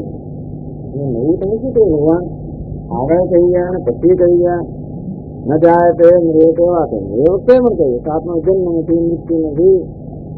અજો નિત્ય શાસ્ત્ર એમ પુરાણ અજો છે, નિત્ય છે શાસ્ત્ર છે એ પુરાણ છે. એ કહ્યું તો સમજ્યા. વેદા વિનાશ નિત્યમ એમ અવિનાશી છે, અજો છે, નિત્ય છે. અને નિત્ય સર્વગત એટલા શબ્દો જ નહીં વાપર ગણ્યા આપે. પણ નવું શું ભગવાન કહે? ભગવાન છે એટલે એક જ વસ્તુ આપે, એટલી જ થયા કરે કે બીજું કહેવાનું નથી એમને. અને પુનરુક્તિ દોષ કહેવાય ને. એટલે પ્રશ્ન પૂછે છે કે વારંવાર એક જ વસ્તુ નિરાન કરવું, એકની એક વસ્તુનું કહેવું એને કહીએ પુનરુક્તિ. આપણે કંટાળી જઈએ ને એટલી એક જ કંઈ કહે કરે છે. दूसरी बार मैं एक बार इंग्लिश बात करेंगे लोग भूल ही जाता हूँ क्या बात करेंगे यही सब हुआ क्या लोग हम बात करेंगे थे वहाँ दुनिया के कौन कहीं तो यहाँ पे जे आने ने कहता आप 5 स्वामी ये कहते कि मैंने खबर विफल करना लोगों का कहा है स्वामी तो महान श्रोता है जितना वक्ता है नहीं अभी श्रवण होकर बच्चों है ये घने वाले बच्चे हैं ना तो नहीं आप जाएंगे हिम्मत वगैरह जो भी हम है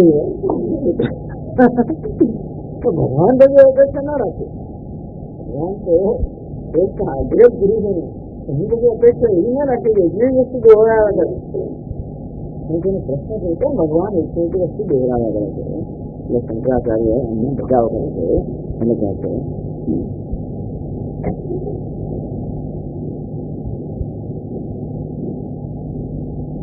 एतेषां श्लोकानां पौनरुक्त्यं शोधनीयं यतः एकेनैव श्लोकेन आत्मनः नित्यत्वम् अविक्रियत्वं च उक्तं न जायते म्रियते वा इत्यादिना तत्र यदेव आत्मविषयं किञ्चिदुच्यते तदेतस्मात् श्लोकार्थात् न अतिरिच्यते किञ्चित् शब्दतः पुनरुक्तं किञ्चित् अर्थतः इति एतेषां श्लोकानां पौनरुक्तिं शोधनीयं तेन मानोगे वो प्रश्न न करोगे का श्लोको एक वस्तु पुनरावर्तन करोगे लेकिन पुनरावर्तन करना सदा पुनरुक्ति में दोष नहीं शास्त्र में अब दोष गणा एक वस्तु आप कहा था कहोगे उन्हें पुनरुक्ति कहा है तो पुनरुक्ति दोष कोई रचना में कोई श्रुति में तो एक प्रकार में दोष तो आने लागे છે एक प्रकार में दोष युक्त शास्त्र है એવું ન ગણવું જોઈએ કેમ કારણ કે एकेनैव श्लोकेन आत्मनः नित्यत्वम् अविक्रियत्वं च उक्तं न जायते म्रियते वा इत्यादिना न जायते म्रियते वा कदाचित् अजः नित्यः शाश्वतः प्राणः एम कहूँ भगवान आत्मा जो है नित्यत्वं सद विकार रहितः इस श्लोक में क्या मानो जन्म की माए ने मुक्ति से बिना जगह विकार से सर्व विकार से आत्मा मुक्त है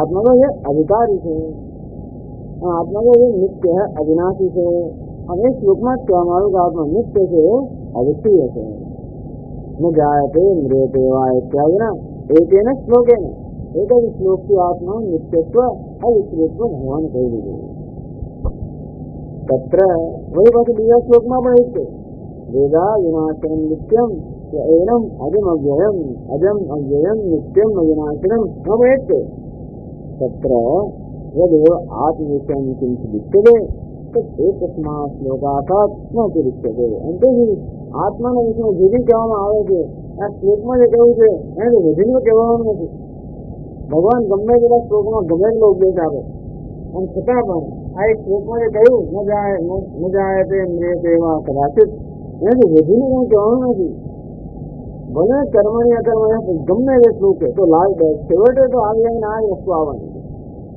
ભલે જુદા જુદા શબ્દોમાં જુદી રીતે ભગવાન કહે અને છતાંય પણ થોડી એક ને એક જ વસ્તુ આવીને છે એ સ્વામી આ તો કહ્યું હવે ગમે તે શ્લોકમાં આવીને આ જ વસ્તુ આવીને ઉભા હા તદેતસ્માत् શ્લોકાर्थात् न अतिरिच्यते આ શ્લોકમાં અર્થ કરવામાં આવે છે કે આપણે અવિક્રિય છે નિત્ય છે એનાથી વધીને તે આ ભગવાન કહેવાનું નથી કિંચિત શબ્દતઃ પુનરુક્તમ કિંચિત અર્થતઃ ઇતિ અંતે ક્યારેક એકને એક શબ્દો વાપરવામાં આવે જેમ નિત્ય શબ્દ આગળ વાપરવામાં આવ્યો નિત્ય અહીં પણ વાપરવામાં આવ્યો અને એકને એક શબ્દનું પુનરાવર્તન થાય સમજ થાય આપણે ઘણીવાર એની જ વસ્તુ બીજા શબ્દમાં કહેવામાં આવે સ્થાન હું અચલ હે સનાતન હે એમ જે શબ્દો વાપરવામાં આવે એમ છતાં પણ એનો ભાવ તો એ જ છે કે આત્મા નિત્ય છે અવિનાશી છે અવિક્રિય છે એટલે ક્યારેક એકને એક શબ્દોમાં પુનરાવર્તન કરવામાં આવતું હોય અથવા તો એકનો એક જ અર્થ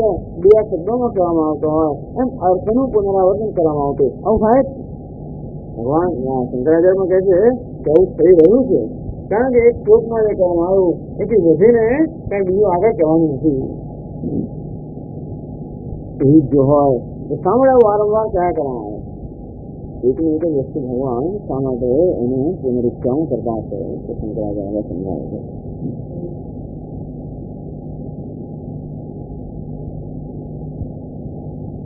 दुर्बोधत्वात् आत्मवत्पुनः पुनः पुनः प्रसंगमापाद्य शब्दान्तरेण तदेव वस्तु निरूपयते भगवान् वासुदेवः प्रसन्न नाम संसारिणाम् अव्यक्तं तत्त्वम् बुद्धिगोचरताम् आपन्नं ततः संसारनिवृत्तये इति दुर्बोधत्वात् आत्मवस्तुनः आत्मवस्तु के आत्म सत्य जैसे दुर्बोधत्वात् એનું જ્ઞાન તો અત્યંત મુશ્કેલ છે. આત્મા અત્યંત દુર્બોધ છે, દુર્વિજ્ઞેય છે. એને કારણે આત્મવસ્તુનો દુર્બોધ અત્યંત સૂક્ષ્મ છે, અત્યંત નજીક છે. અને તે બી આપણી બહિર્મુખ દ્રષ્ટિઓને કારણે જ્યાં આપણી દ્રષ્ટિ સ્થાન પર ન જાય એ વસ્તુ દુર્બોધ બની જાય. હવે તે જ જગ્યાએ બીજો જોજો કરતા હોય તો આપણી દ્રષ્ટિમાં ન આવે, અને ઘણી વાર ત્યાં જોતા હોય તો પણ ન દેખાય. જેમ અરુણ નદીનો તારો છે ત્યાં જોડાય તો પણ આપણે નજર કારણ એકદમ સૂક્ષ્મ છે. એમાં આપણી દ્રષ્ટિ બરોબર સૂક્ષ્મ બનાવવી પડે. આમ આત્મા એક જ અંતરમાં આપણે પછી બહાર નજર કર્યા કરતા હોઈએ, અંતરમાં નજર કરવાનું શરૂ કરીએ તો પણ આત્મા સૂક્ષ્મ હોવાને કારણે જ્યાંથી આપણું અંતર પણ સૂક્ષ્મ ન થાય ત્યાંથી આત્મતત્વના જ્ઞાન ન થતું હોવાને કારણે આત્મવસ્તુનો અત્યંત દુર્બોધત્વાદ પુનઃ પુનઃ પ્રસંગમ આપાદ્ય.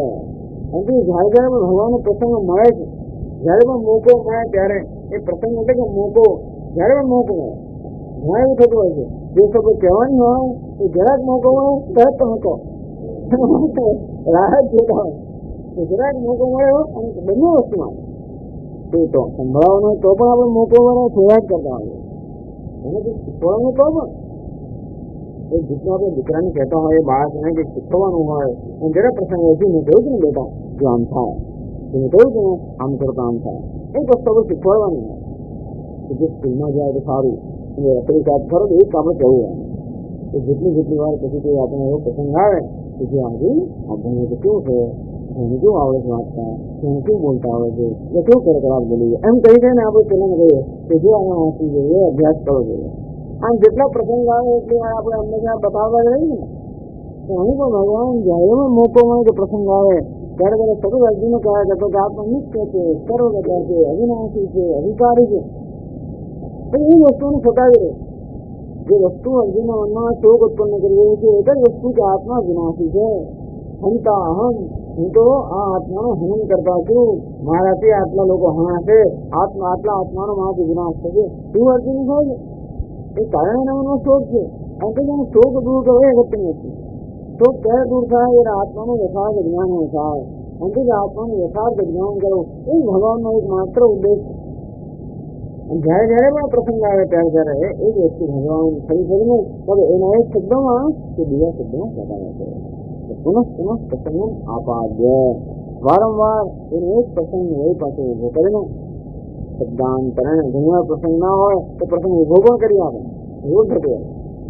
બરોબર પ્રસંગ ઉભો કરી જે કહેવાનું હોય કહેવાય પ્રસંગ આવી જાય ને કહો અથવા પ્રસંગ ઉભો કરાય. પ્રસંગ આવી જાય ત્યારે ભગવાન કહે ત્યારે પ્રસંગ ઉભો કરીને પણ થાય. પ્રસંગ આપાદ્ય શબ્દાંતરણ એ વસ્તુ નિર્ભયથી ભગવાન વાસુદેવ જે એમને કેટલો બધો આદર છે. એટલે માર્ગ વિશે શંકરાચાર્ય કઈ કહ્યું કે ના કહ્યું પણ એમને ભગવાન માટેનો ભાવ જે છે એ કેવો શબ્દમાં પ્રગટ થાય છે. મિત્રો બચાવ કોણ કરે મેં તો કહ્યું કે આજે ના કહેવાય ને ભગવાન કરે એક ને એક વસ્તુ કહે કે નવું કહેવાનું નથી કે ના એવું તો હોય જ નહીં. ભગવાનનો દોષ તો હોય જ નહીં, એ તો જગત ગુરુ છે. અને માટે ભય ન હોવાને કારણે તરત એમને એવી જાતની દલીલ જડે જેના કારણે આજે ભગવાન કરે છે એ બરોબર છે, સુસંગત છે, યોગ્ય છે, એ તરત દલીલ જડે સમજાણું થવાય.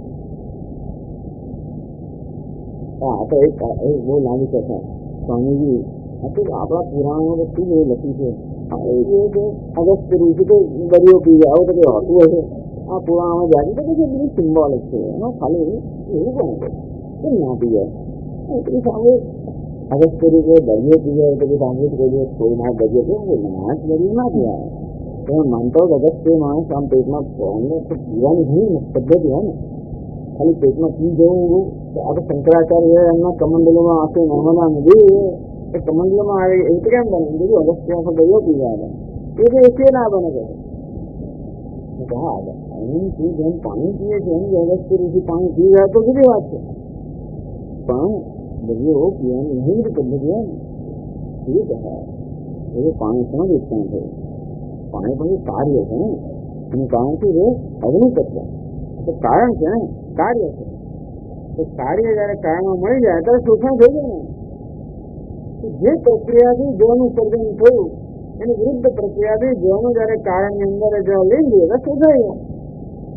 તો કોઈ શક્તિશાળી કોઈ શક્તિને કારણે આ જળનું કાર્યમાંથી રૂપાંતર થયું હોય એવી શક્તિ કાર્યનું કારણમાં પણ કેમ ન થાય? હવે કઈ વિચારવાનું શ્રદ્ધા દે આવું કહો તો સમજાય, આવું કહેનારું તો સમજાય. કહેનારું ક્યારે હોય? ત્યારે શ્રદ્ધા હોય. આ તો ઘણા લોકો છે આવી બધી વાતો એમ કરીને તમે ઉડાડશે એટલે જ ઉડાડતા હોય. તો પુરાણો બધી કપોળ કરતી બધી કથાઓ છે એના માટે એવું જ માનતા હોય તો આપણે એને તરત આપણે તિરસ્કાર જ કરીએ. ભગવાન આપણે દવાની વખત બધા તિરસ્કાર આપણે જાણા જતો બધી વાતો એવી કરે લોકોને ખાલી ઠગવા માટે. આ ઠગવા માટે બધા પુરાણો એવી તમારે એક વાર વિકૃત દ્રષ્ટિ આવે એ બધું એવું જ દેખાય. તો જેનામાં શ્રદ્ધા છે એમાં ભક્તિ છે એને કંઈ જુદું દેખાય. એટલે શ્રદ્ધા ભક્તિ શબ્દોથી ત્યાં આપણે વ્યક્ત ના કરે કે મારામાં તો તરત તમે જે કહેવાની વ્યક્ત થતી હોય ત્રણ ભાવ રહે છે એવી એમની અમુક જાતની દ્રષ્ટિ જે એ જ બતાવે છે આ કેટલી શ્રદ્ધાને ભક્તિ છે. એટલે જે ભગવાનની જયારે ચર્ચા થઈ રહી છે એમના ઉપદેશ ત્યારે કદાચ આ પ્રકારનો પ્રશ્ન કરે તો જો આ પુનરુક્તિ દોષ કામ લાગે તો ના આ પુનરુક્તિ દોષ કારણ કે કોણ છે? ભગવાન વાસુદેવ. આપણે સામાન્ય તો નથી. અત્યસ્થી આજે કડે ઈશ્વરીય કહે છે વાસુદેવ જે સર્વ હૃદયમાં નિવાસ કરી આવે સર્વજ્ઞ છે, સર્વાંતર્યામી છે એટલે એ ભૂગર બની ગયા છે. ભગવાન વાસુદેવ સરી વસ્તુ મૃદયથી સર્વાંતરે કારણ કે એની એક જ અંદરથી ઝંખના છે કે કેવી રીતે અને જ્ઞાન થાય કે મને શોક દૂર થાય. સર્વભૂત હિતો રતા પ્રાણી માત્ર ભૂતમાં દરેક છે જે કહે કેમ મને શોક દૂર થાય. મને ખબર છે કે એ જે માને છે મને શોક દૂર થવાનો જ નથી. મને આ જોઈએ તો મને તે જોઈએ અને ફલાણું એ રીતે શોક દૂર થવાનું ભલે એ માનતો હોય ભગવાનનું જ્ઞાન વગર શોક કેમ દૂર થાય? કથમ નામ સંસારણામ અવ્યક્તમ તત્વમ બુદ્ધિગોચરતામ આપન્નમ સદ સંસાર નિવૃત્તે ત્યાગી. કથમ નામ એમ કેમ થાય? એવી બધા ભગવાન બસ આવી ઝંખના કરી રહ્યા છે કે કેવી રીતે આ અવ્યક્ત તત્વ છે, અવ્યક્ત જે ઇન્દ્રિય ગોચર તત્વ નથી.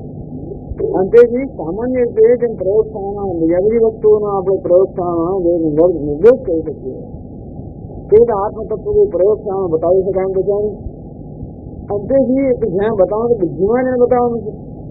હૃદયમાં જ્ઞાન થાય અંતે માટે કથમ જ્ઞાન શું કરીએ તો સંસારમાં સંસાર યોગો છે અર્થાત અનાત્માના આત્મા બેઠેલા માની બેઠેલા છે. અનાત્માનો અહમ ભાવ અને મમ ભાવ એમનામાં સંસાર. સંસાર જે નવું પ્રાણી નથી. સંસાર એટલે અહમ મમ અહંકાર મમકાર નામ સંસાર.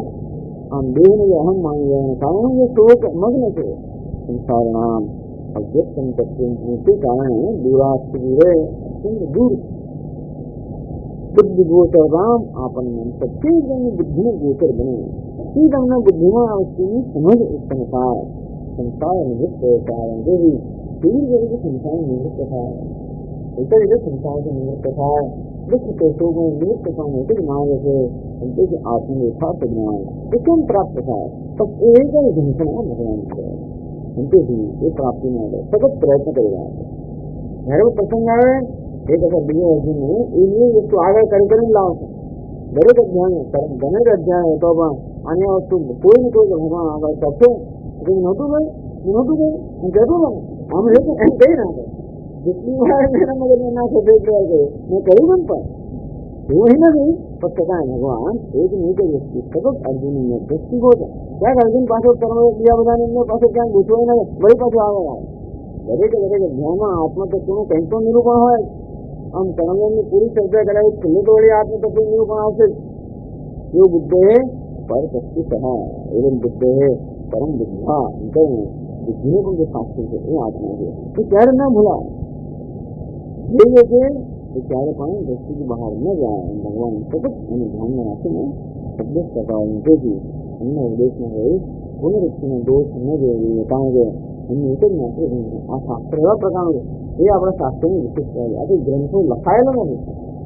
આ તો ગુરુની શિષ્યના સંવાદ રૂપે છે. શિષ્યની જરૂરિયાતને ધ્યાનમાં રાખીને ગુરુ હંમેશા હોતા હોય છે. જ્યાં પુનરુક્તિની જરૂર હોય ત્યાં એ સાંસદ હોય છે અને એ તે કહે છે કે તે શિષ્ય આજ્ઞાનું ગ્રહણ કરી શકે. ઓમ પૂર્ણમદઃ પૂર્ણમિદં પૂર્ણમુદચ્યતે પૂર્ણસ્ય પૂર્ણમાદાય પૂર્ણમેવાવશિષ્યતે. ઓમ શાંતિ શાંતિ શાંતિ.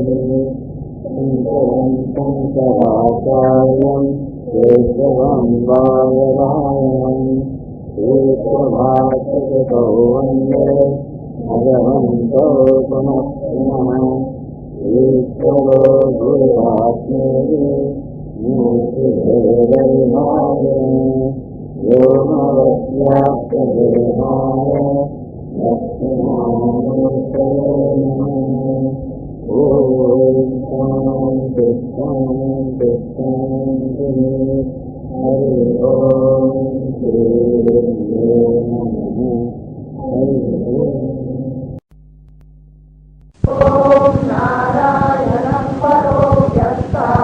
અંડમવ્યક્તસંભવम् અંડસ્યાन्तस्त्विमे लोकाः सप्तद्वीपा च मेदिनी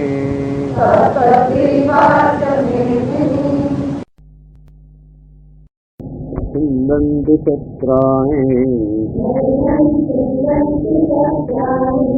नैनं दहति पावकः न चैनं क्लेदयन्त्यापः न शोषयति मारुतः. अच्छेद्यो यमदास्योऽयम्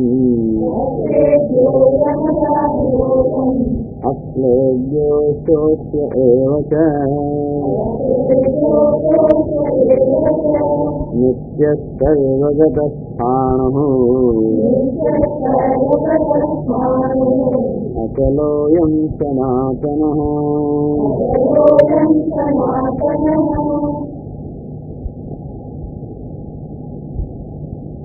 नित्यः सर्वगतः स्थाणुः अचलोऽयं सनातनः.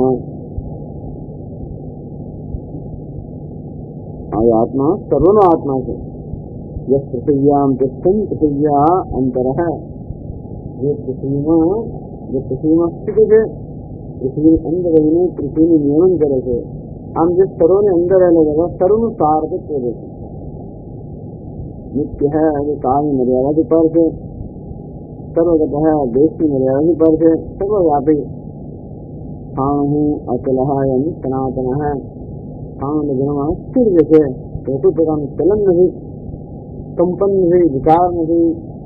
અચલ है જેમાં ચલન નથી એવો આત્મા સનાતન है. सर्वदा एक रूप है. हमेशा एवं एवं है. सर्वदा एक रूप है अयम आत्मा.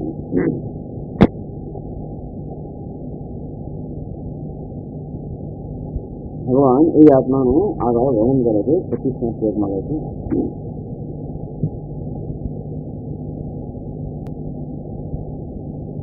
આ જે શ્લોકો છે નૈનમ ચિંતન શસ્ત્રાણી उनसे नहीं शत्रुमा आत्मा से दोनों सामर्थ्य से अंधकार नहीं संबंध शस्त्राएं शत्रुमा आत्मा से दोनों सामर्थ्य नहीं अग्निमा आत्मा ने बावन समर्थ नहीं उन बताए अच्छेद्यो यमदास्योयम એમ તેને કહ્યું કે આત્મામાં છેદાવાનું સામર્થ્ય નથી અર્થાત શસ્ત્રમાં આત્માને છેદવાનું સામર્થ્ય નથી પણ આત્મામાં છેદાવાનો ગુણ નથી.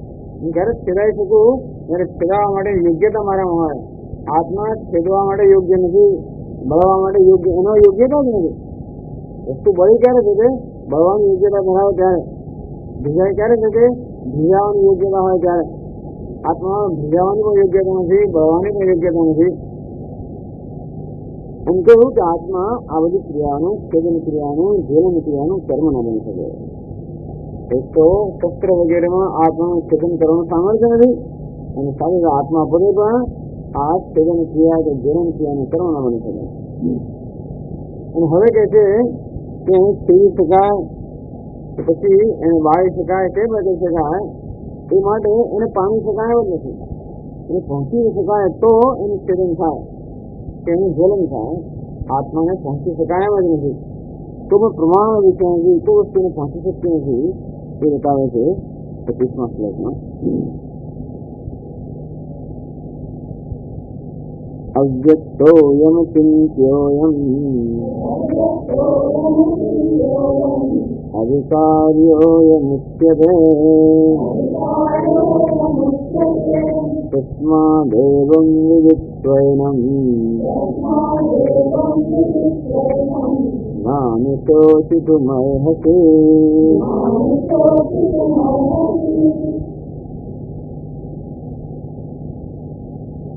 अयम आत्मा अव्यक्त है. आत्मा व्यक्त नहीं, अचिंत्य चिंत्य नहीं, चिंताનો વિષય નથી, અધિકારી है એમાં કોઈ વિકાર નથી એવું આત્મા વિશે કહેવાય છે. આત્મા આવો છે એમ કહેવાય છે. અને તેથી એ રીતે શાસ્ત્રો અને મહાપુરુષો એમ કહે છે કે આત્મા આવો છે, અવ્યક્ત છે, અચિંત્ય છે, અધિકારી છે. અને આપણે પણ એ જાણવું જોઈએ. અર્થાત અત્યારે આપણે જે રીતે આત્મા જાણીએ છીએ બરોબર છે, કારણ કે એ લોકો એમ કહે છે કે આત્મા તો અવ્યક્ત છે, આત્મા અચિંત્ય છે, અધિકાર્ય છે. તસ્માત એવમ વિદિત્વ આ રીતે એ લોકો જે કહે છે એ બધા આત્મા જાણવું પડે. આપણી આત્મા વિશેની દૃષ્ટિ ભિન્ન છે પોતાની વિશે, અને શાસ્ત્રોની મહાત્મા અને મહાપુરુષોની દૃષ્ટિ ભિન્ન છે. એ લોકો એમ કહે છે કે આત્મા અવ્યક્ત છે, અચિંત્ય છે, અધિકાર્ય છે.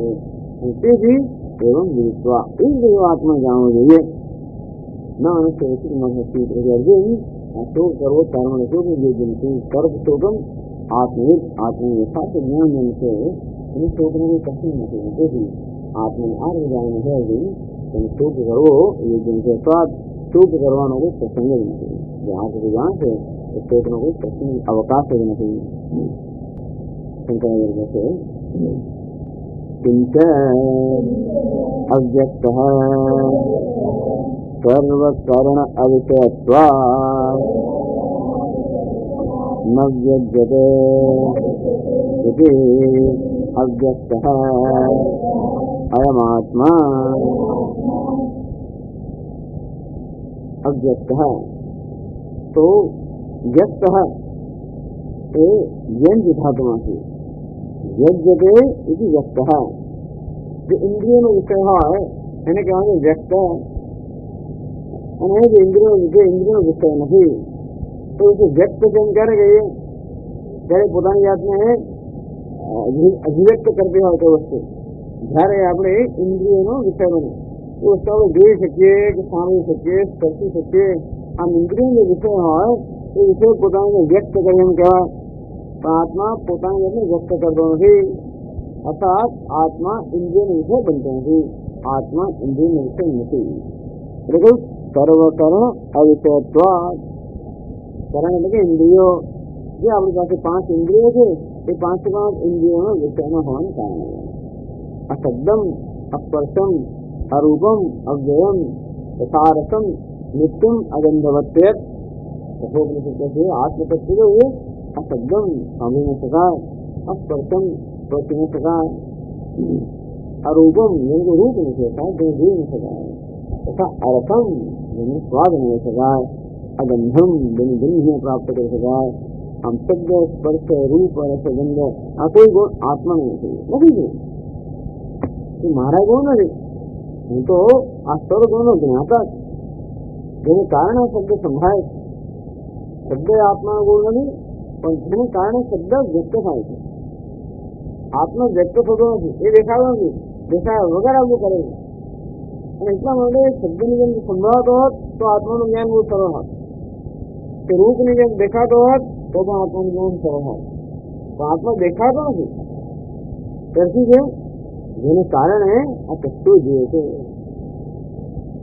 એટલે કહે છે ને એક ચક્ષુષા ન પશ્યતિ, જેને ચક્ષુથી પશ્યતિ, એક ચક્ષુ વડે જેને જોઈ ન શકાય પણ જેને કારણે આ ચક્ષુ જોઈએ છે એવો આત્મા. એવી રીતે જેના વડે જે સાંભળી ન શકાય પણ જેના વડે આ કઈ સાંભળે છે, એટલે આત્મા કોઈ ચક્ષુનો વિષય નથી.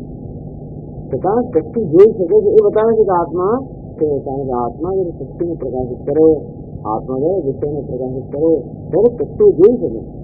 તો જે જોઈ છે, જે દેખાય છે એ આત્મા નથી. જેને કારણ દેખાય છે એ આત્મા છે, પણ જે દેખાય છે એ આત્મા નથી.